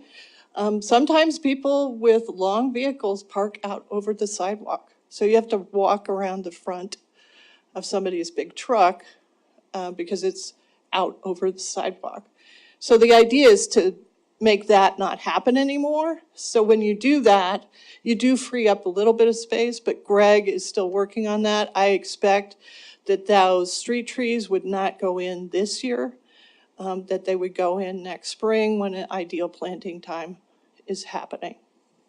okay, and so the landscaping requirements that are not being considered are the islands, the internal islands, right, and any other landscaping that is not being promised at this point. Right. It's all the internal landscaping that normally, if this was Joe Holden, and he wanted to put in a surface parking lot, we say, Joe, you need to break up this parking lot. You need an island here, two here, and et cetera. But the street frontage landscaping, which is one street tree for every 25 feet in the downtown district, Greg and I have agreed that they intend to meet that. Okay, thank you very much. Any other questions for Nicole? Councilmember Ripsis. Nicole, forgive me if I just missed this, but did they give any reason for not wanting to follow the same, like, parking lot island regulation that everybody else in the city has to follow?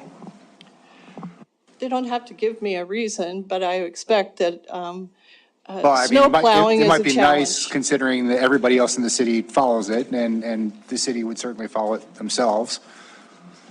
I don't know. I Okay. don't know about, the city surface parking lots downtown, some have internal landscaping, some don't. But I know that it's challenging to plow a lot that has those breaks in it. It can be done, obviously. You just need to make sure you know where your snow storage is and you're not putting it out on the street. Kind of like, we cleared all this lot, but we buried these 10 parking spots on the street. Sorry about that. So that's the biggest challenge. I think there are a couple of spots on this site plan where snow storage could happen. Thank you. Anything else? Okay, we'll open up for public hearing. This is the only thing that's actually required here, so please come forward and just ask that we get your name. Greg. Good evening, Mayor and Council. Greg Reed with WWC Engineering, agent for the project.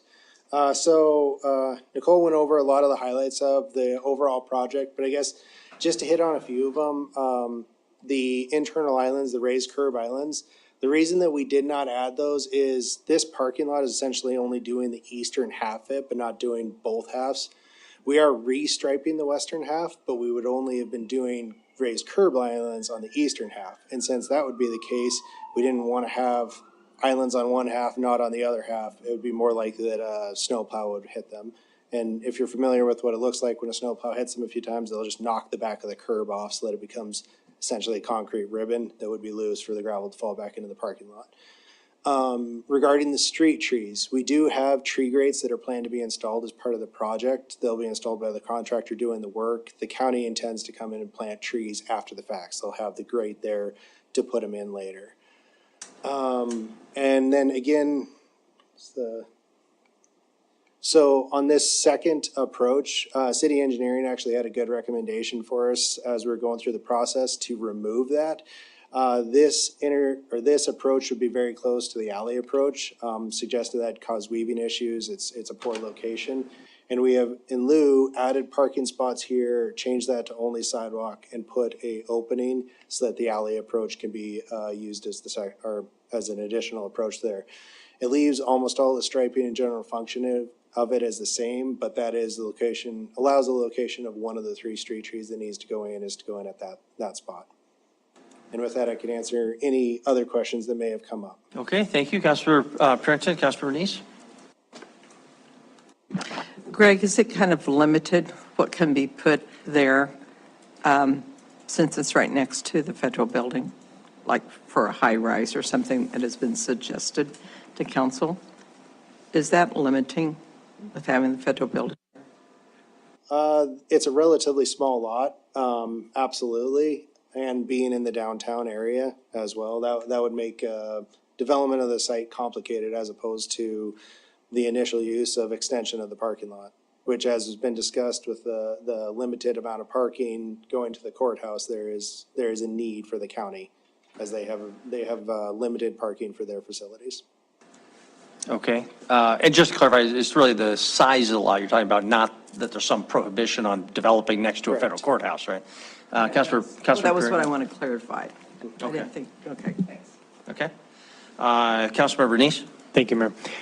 Do you know how many spaces will be open to the public, or will you be also having like lease spaces, things like that, monthly rentals, or will it just be, county parking and public parking? Current plan, which may change in the future, but the current plan is this row is to be county parking, staff members. And that there would be 3 additional spaces beyond that, I believe in the middle row for, law enforcement as they need to come down and testify at hearings. Other than that, it would be public parking. So how many additional public spaces do you think it's adding? I don't remember. Okay, all right. It's quite a few, probably doubling it. Yeah, all right, thank you. Appreciate that. Greg, do you know how they would charge to collect fees on that? Would there be individual parking meters as there are in the existing lot? There wasn't a plan to add parking meters at this time. Okay, so it would be free, or would there be the box, or? Plan is it'd be free at this time. Okay. Okay, any other questions for Greg? Don't see any, so thank you very much. We'll continue the public hearing. Commissioner Ostlund. Good evening, Mr. Mayor, honored members of the City Council. For the record, my name is John Ostlund, O-S-T-L-U-N-D, and I'm Chairman of the Board of County Commissioners, and certainly stand here to answer any questions. But I think the city and the county have both experienced some real growing pains, and we had some new district court judges given to us, which required us to move over and rent a floor in the Stillwater building. And then subsequently, some years back, the new federal courthouse was built, and they took a big piece of the county parking lot with them. We at that time owned the MDU building and a lot more parking, and the federal government needed that. So we were gracious enough to give that to them. That required us to move our employees several blocks down the road. And now, because of the same growing pains, we have bought the Stillwater building. That'll be our administrative building. And that building is several blocks to the west. And I think it's a lot to ask our employees to walk when it's 20 below zero for 4 or 5 blocks. And some of them were a little concerned in the dark too. So we think that this is the best, most appropriate use of the land. And I certainly think, Mr. Mayor, you'll be dealing with the same thing in the near future when all of the city offices are in the Stillwater building. And I don't see any parking around there. On that obvious question of the Joe Holden parking lot, actually a lot of parking, I guess, just not something we own or control. Why can't you, and being the county and us, frankly, just park using the existing parking garage? Because we'd love to see a big housing development. You've heard that comment there, but can you address that issue? Could you repeat that? Why isn't the Joe Holden private lot sufficient for county needs and city needs, I guess? Well, I think it's mostly price. You know, it's priced a little above the market, and our employees don't feel comfortable paying that. And we want some free spots for the public too. We have a lot of people come and go. We also provide spots for the city police, the county sheriff's department, the highway patrol. If you look in the lots that are there, and there'll be additional spots. They're in the courthouse all the time, either exchanging prisoners, picking them up or bringing them, and testifying at trials. So they need a place to park, and we have certainly created some spots for them already, and we'll continue that practice and expand it. Okay, thank you. Other questions? Councilmember Purinton, Councilmember Tricky? Just a quick question, John. The spaces that are available now right there at the corner of the courthouse that are for law enforcement, will that open up, or will you still keep those for law enforcement right there? Well, that whole space will be remodeled, and there will be more spaces for the public and more spaces for law enforcement. Those will be identified with a star like we have now, so they'll be reserved just for law enforcement. Thank you, Councilmember Tricky. Thank you, Mr. Mayor, Council.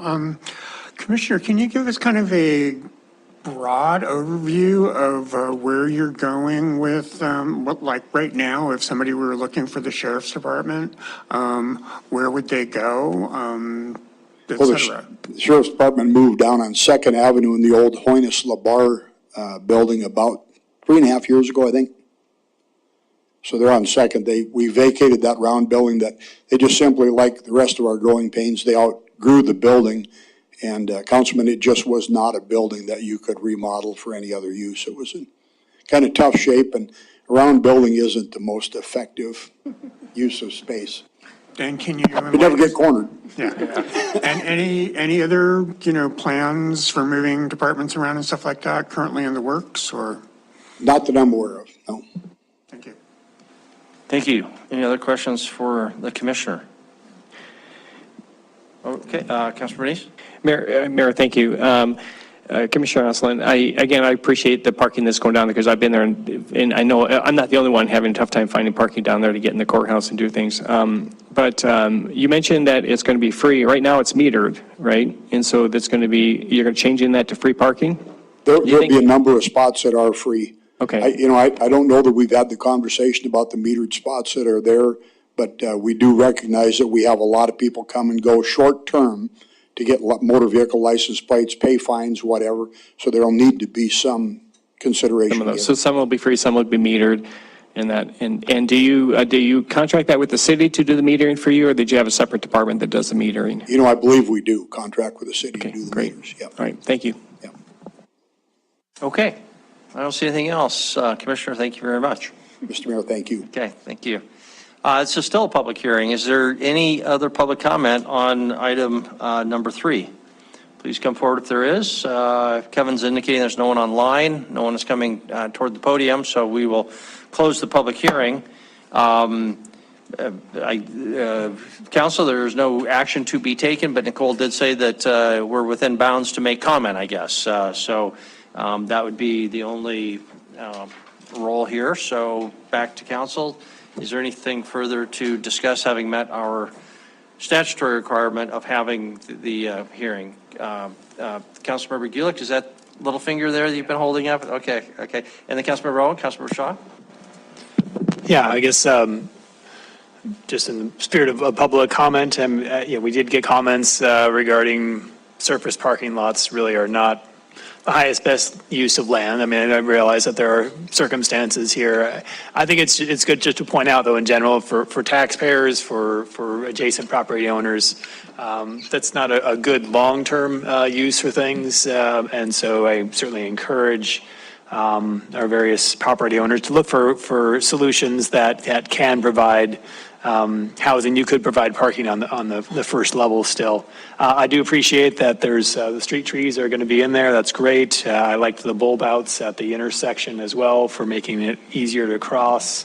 I think there was already some discussion on the lack of islands in the lot, the urban heat island effect that you spoke of. I experienced it even more of like 10-degree difference downtown from neighborhood. So that is something that, I'd like, optimally we would be following the city zoning ordinances with regard to that. But yeah, my comments. Thank you very much. Councilmember Owen, and Councilmember Shaw? Thank you, Mayor. I just wanted to offer my perspective as someone who's in that parking lot, and I'm sure an awful lot.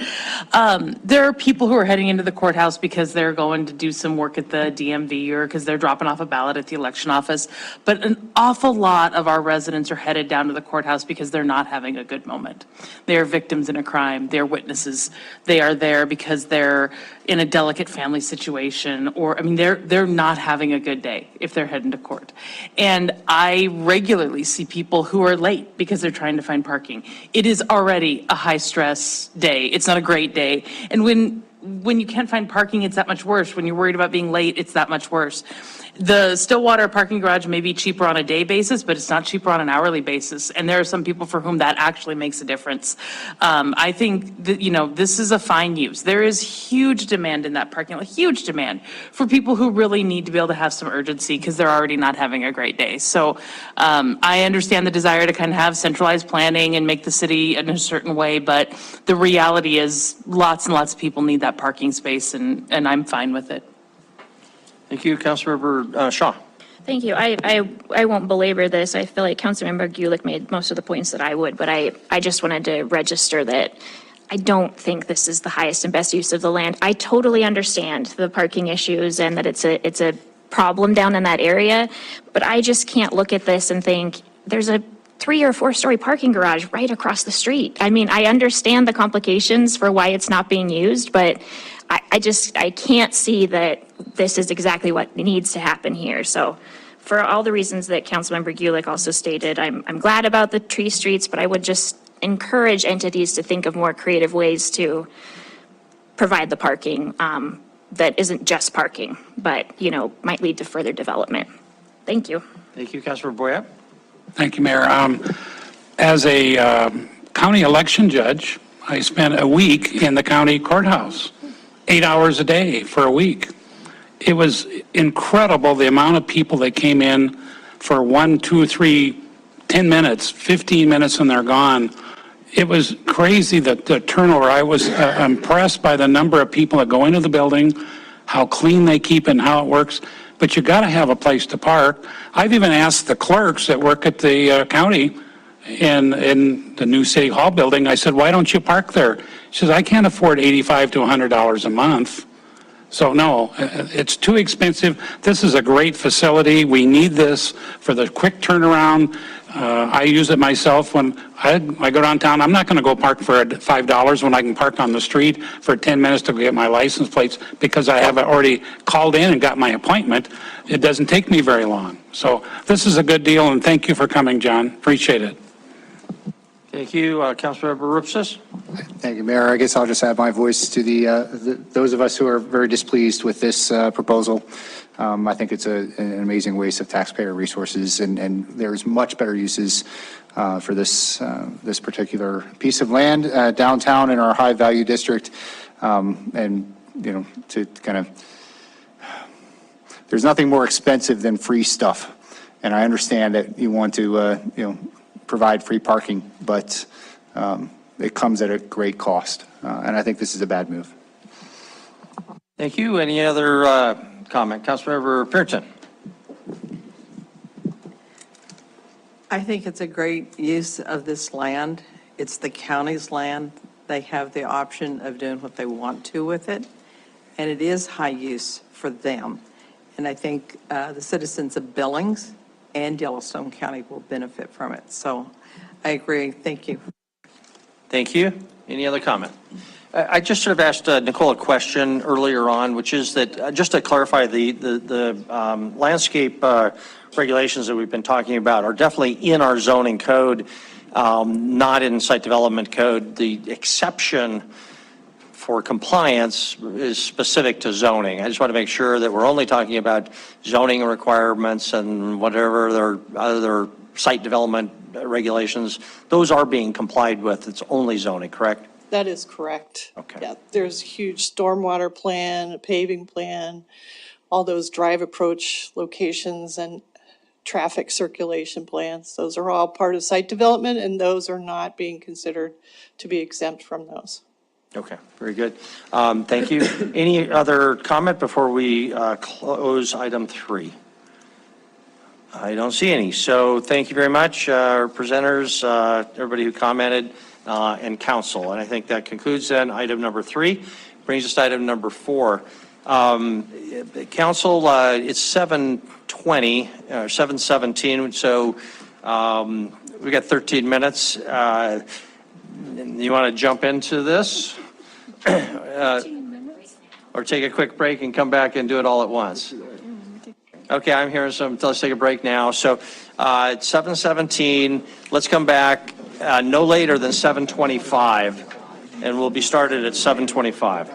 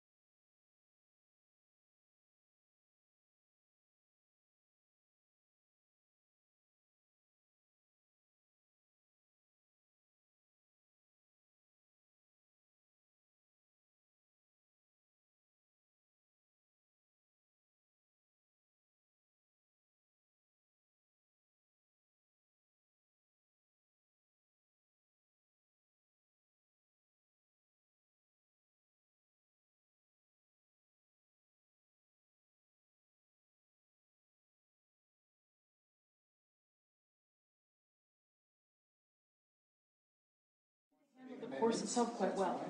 Okay. And are balls actually doing any damage, or they're just ending up in? They're just getting. I think that was my recommendation. We'll just sue them.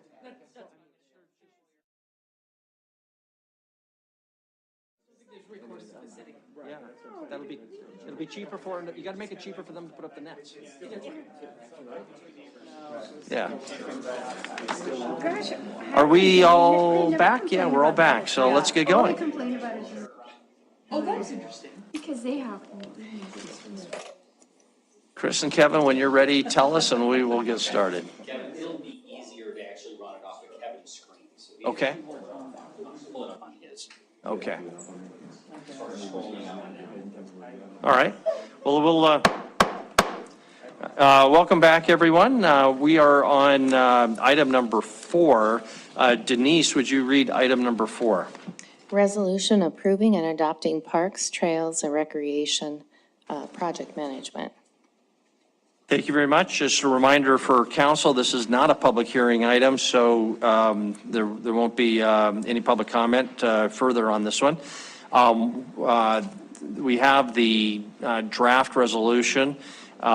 Just as a reminder, the request to staff was that they come forward with this resolution in draft form before the end of August. They have done that, so thank you very much, everybody who worked on this at staff level, and Councilmember Ripsis, who spearheaded a lot of this. I'll turn it over to Gina for a presentation, but before I do, Councilmember Ripsis, do you have any introductory comment before we just give it to Gina? Okay, so Gina, I think, is our presenter, correct, Chris? Thanks, Mayor and Council. Actually, there's not much of a presentation other than just to mention that there were a couple of edits that have been made to the resolution since the packet went out.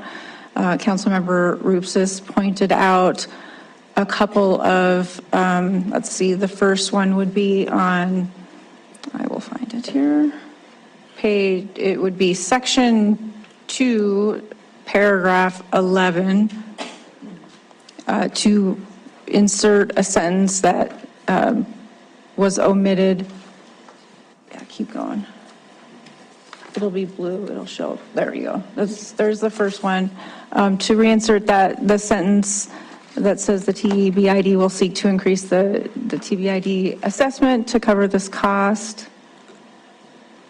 And then an additional edit to, let's see.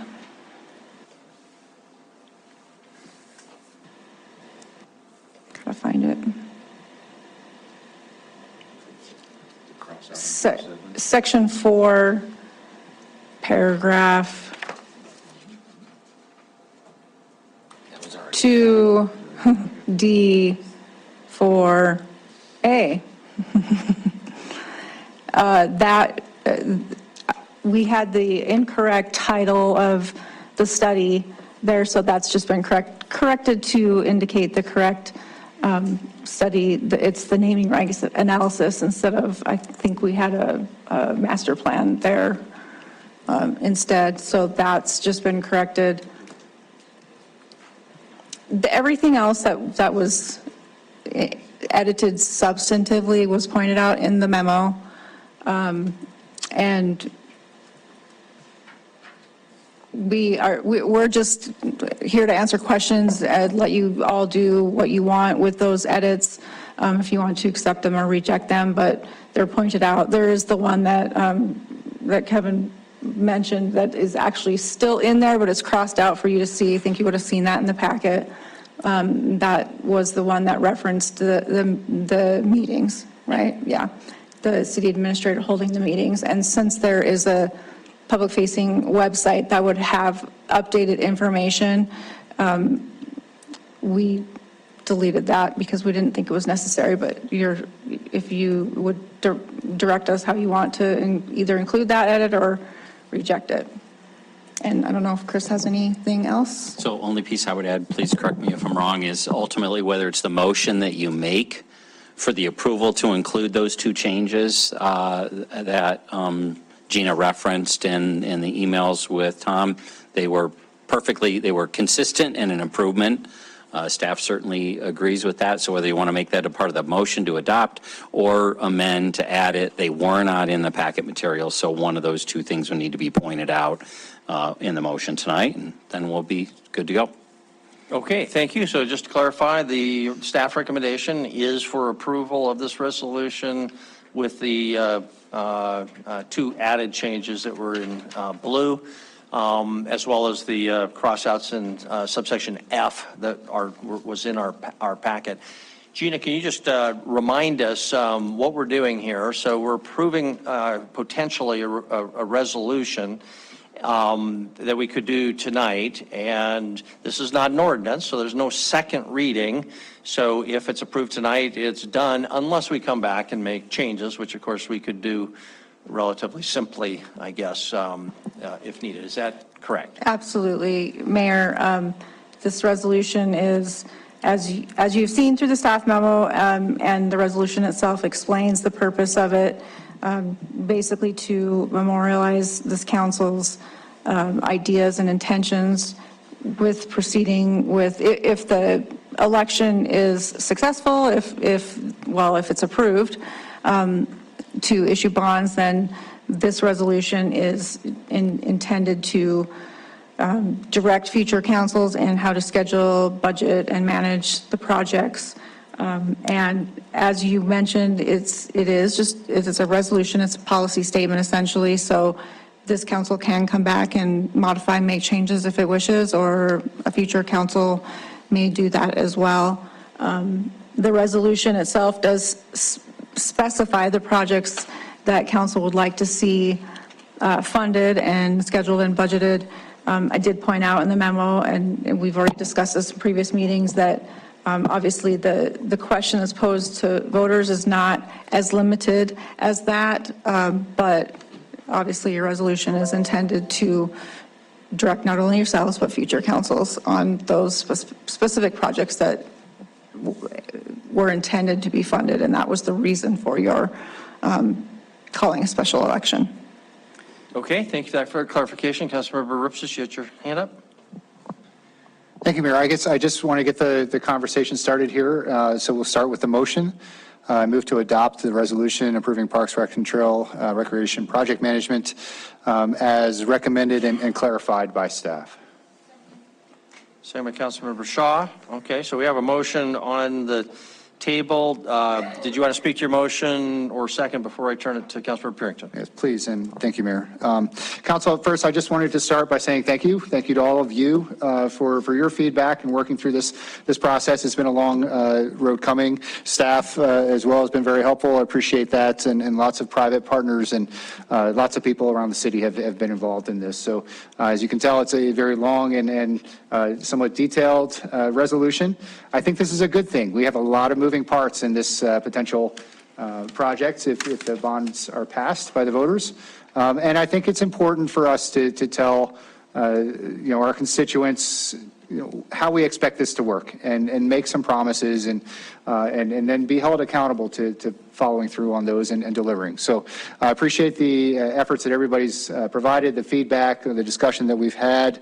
I think this is a great process, and I hope that in the future, when we do future levies and bonds, people will look at this and say, that was something that worked, and we're glad we did that, and we should consider doing the same thing in the future as well. So thank you, and I don't have any other comments, but happy to answer any questions, or certainly I imagine we'll consider some amendments to this as well. Thank you. Okay, thank you, Councilmember Shaw. Thank you. I just want to add that I think the level of transparency this brings to the process that we've gone through the last 18 months to winnow down the list of what would go into the bond, now having this 9-page document that outlines it even further is really important, and I'm proud of council to see that we're providing this level of transparency to the public. Thank you very much. Councilmember Purington. Thank you. I had made a couple of items, well, I guess there's 3 items for consideration. And one of them is just wordsmithing on the general project overview of 7 and 7B. Council member is generally a 2 words. And I'm just going to ask you to clarify page number and Okay, section. well, I stuff guess like it'd be page 2. And it would be number 7, in order to support trust and transparency in the electoral process. And I apologize, on my page 2, I don't have a number 7. Well, mine. Okay, yes, on page 3, Edited document that I sent out, not the resolution that's in the agenda. Oh, We've got it on the screen for you, Okay. if that okay, will help. we'll just look here. Is it- Okay, very good. In section 1, So it is subsection 7B. 7. Okay, go ahead. okay, and then the second one was in number 4, under financial commitments, so I don't have that document in front of me. That's not it. It's the one that says, number 4 was under financial commitments that said, any donations received or pledged prior to July 10th? Okay, there would be 5. So I thought we had agreed to delete that. We didn't? Okay. All right. And then the last one, under recreation management, section, this may be a different one, 3D 4, 2. 4.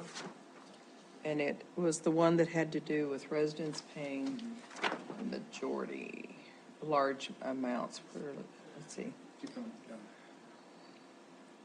4 and then 2, B, 4B. 4. Yep. Right Is there. that it? Uh-huh. Okay. Okay, thank you. But that's all up to, I just assumed that word was appropriate to use, so that's all up to you. I did actually make that change, Mayor, and it's not in blue, but it's up there on subsection B. The change was paying for a large portion. Right. Was on the original document. In the packet, yes. In the packet, right. And then my thing was majority. Okay, so you're good. Yep, I'm good. Okay, thank you. Other comment? Councilmember Denise, Councilmember Braun. Thank you, Mayor. I have a question for Gina. Gina, as the mayor mentioned, this is not an ordinance. Ordinance is the law. Do I understand that correctly? And a resolution is not law? Okay, and so if a staff member were to violate a resolution, it's just a policy, nothing, there's no change, there's nothing that prohibits them from doing that. They'd have to be caught doing something, and then the administrator would have to talk to them about, well, this is what's supposed to be going on based upon a resolution that may have been passed years ago. Is that?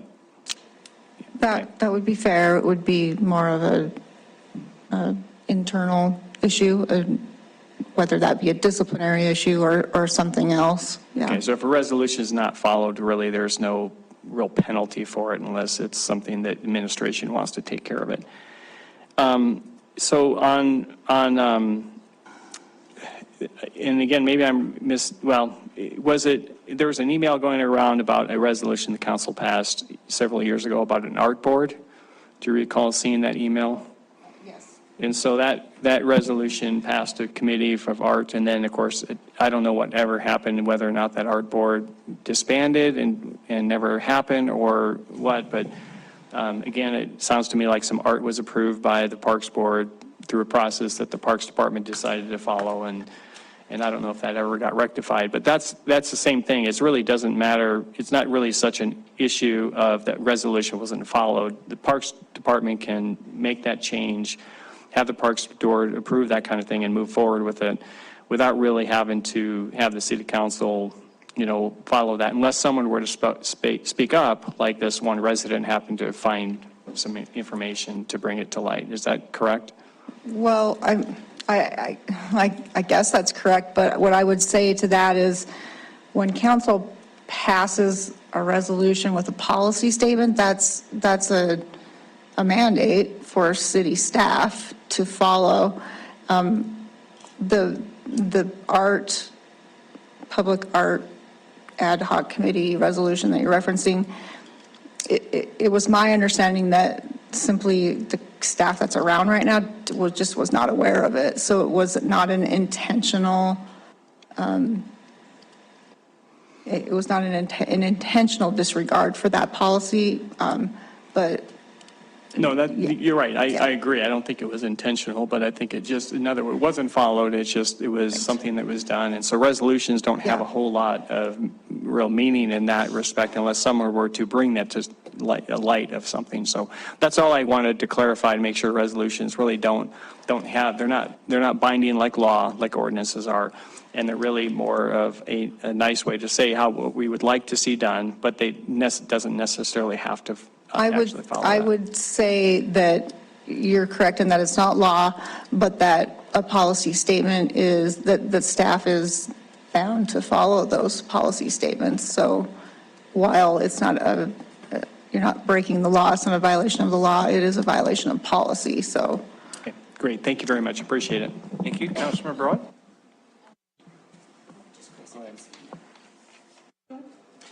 Yeah, thanks. I'd just like to add for the record, I mean, I don't see the resolution or an ordinance differently per se, as the city attorney has said. You're setting a clear policy here. No, it's not law. I'm your employee. I'm responsible for implementing your policies. You adopt a resolution, it is my responsibility and this organization's responsibility to implement them to the best of their ability as that direction. In reference to what was discovered by a staff member in the last few weeks about an ad hoc art committee, to my limited knowledge, it was discovered by a staff member here in the last week or 10 days of a policy or a resolution that was adopted, and as soon as it was discovered, we stopped a process, backed up, and tried, you'll see in a week, to adhere to the spirit of it while bringing it to you and bringing up its issues. So for tonight, to stick to tonight, I see this resolution, as much as I may think it's absolutely getting into the details of how we will administer projects, as well as the policy side. If you adopt it, it is my responsibility to implement it to the best of our ability, period. And if there are issues with it that come about, I'll need to bring them to whoever's sitting in front of me and explain and ask why, or make a recommendation on why we're suggesting you deviate from what was adopted this evening, because 18 months from now we know something we didn't know today. But just to be clear for the record, though not a law, as an ordinance, you're certainly being clear about what the intent of the policy body is and how we're going to spend $143 million and generate money and have partnerships for what's roughly $170 million of projects that are going to be built in the community. Thank you. Okay, thank you, Councilmember Rowan. Thank you, Mayor. I just want to start by, again, commending the incredible work of Councilmember Repsis in trying to bring people together around a common vision. We did, I think, we were pretty clear that there were a number of us who met multiple times to try to work through this resolution. I engaged in those conversations in good faith. I think the other council members did as well. Unfortunately, what's in front of us tonight isn't what we talked about, and I'm just profoundly disappointed.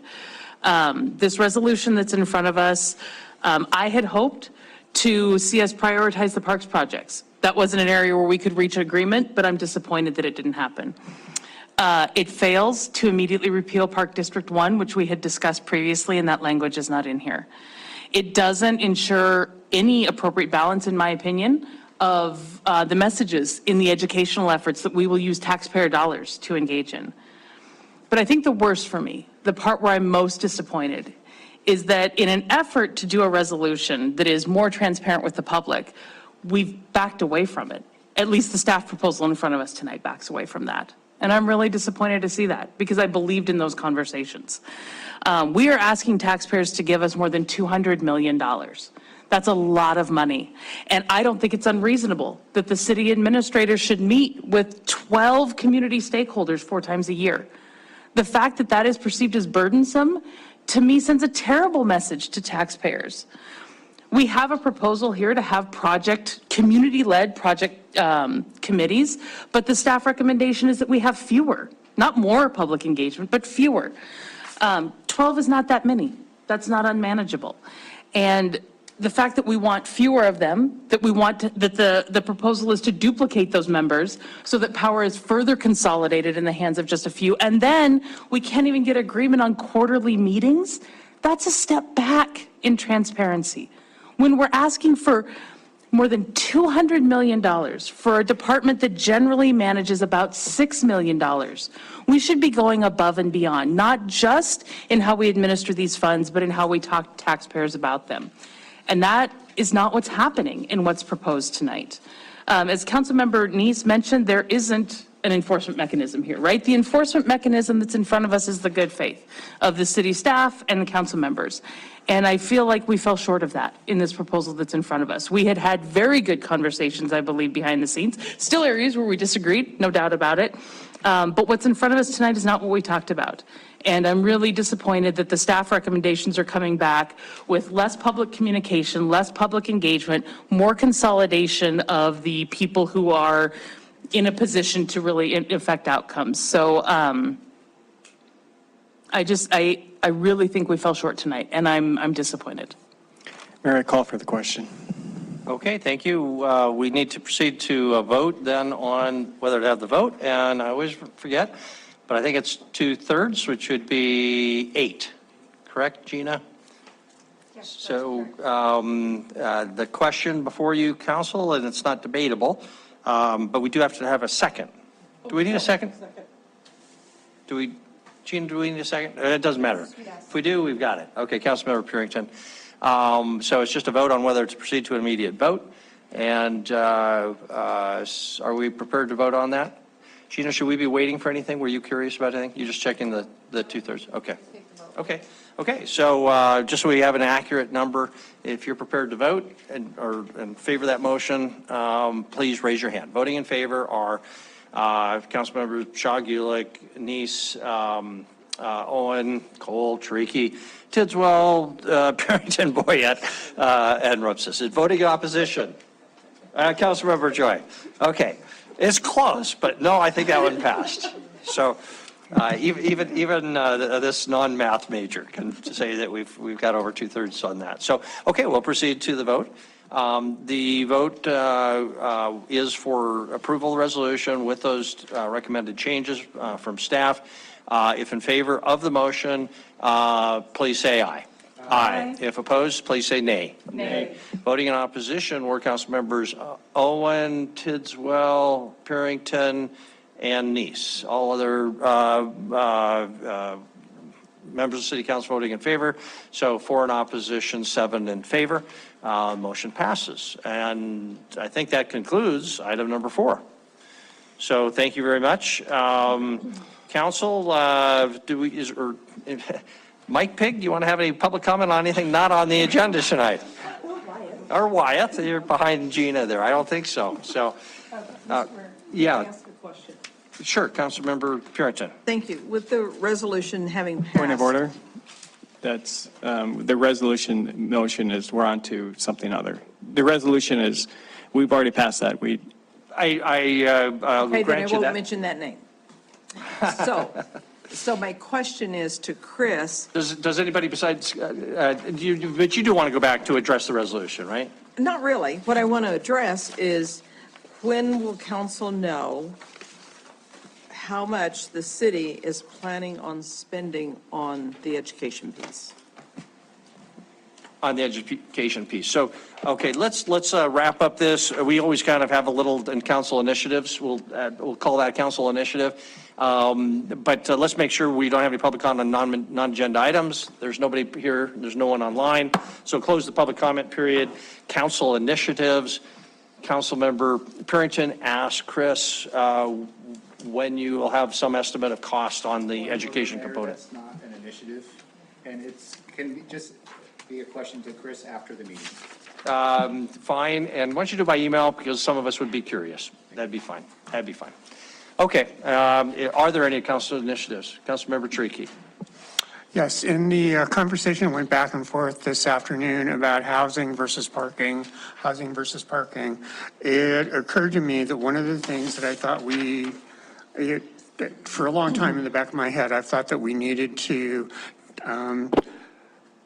take a look at our standing committee structure and just see if we like it, if there's things that we need to tweak, anything like that. So this initiative is literally just to ask the clerk to put on a work session agenda an item so that we can discuss the current subcommittee structure and see if we want to make any changes.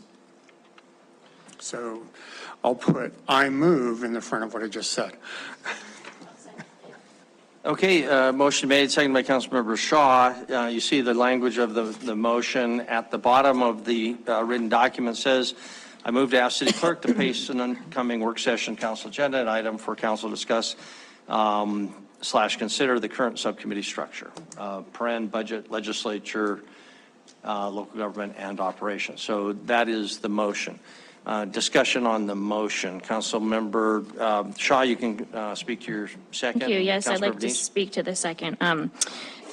I've thought this for a while, and we have had a conversation in the legislative committee after we got through our session about what we learned and what we thought could be tweaked. So I'm really glad to see this. I hope everyone, and I have talked with Councilmember Owen, and she's indicated that the budget committee is also interested in having this conversation. This is a great experiment that we were trying, and so I think that there's ways we can be more efficient with our time and staff's time, and I look forward to having that conversation in the future. But all I would advocate for is that each of our committees have enough time to meet to discuss this before it's on a work session. Okay, Councilmember Dees? Mayor, thank you. I agree with Councilmember Shaw. I think it was these committees have been really good as we start looking to the future, what we are going to be doing in the next committees. I think there's some good ideas there that we need to hash out before the end of the year.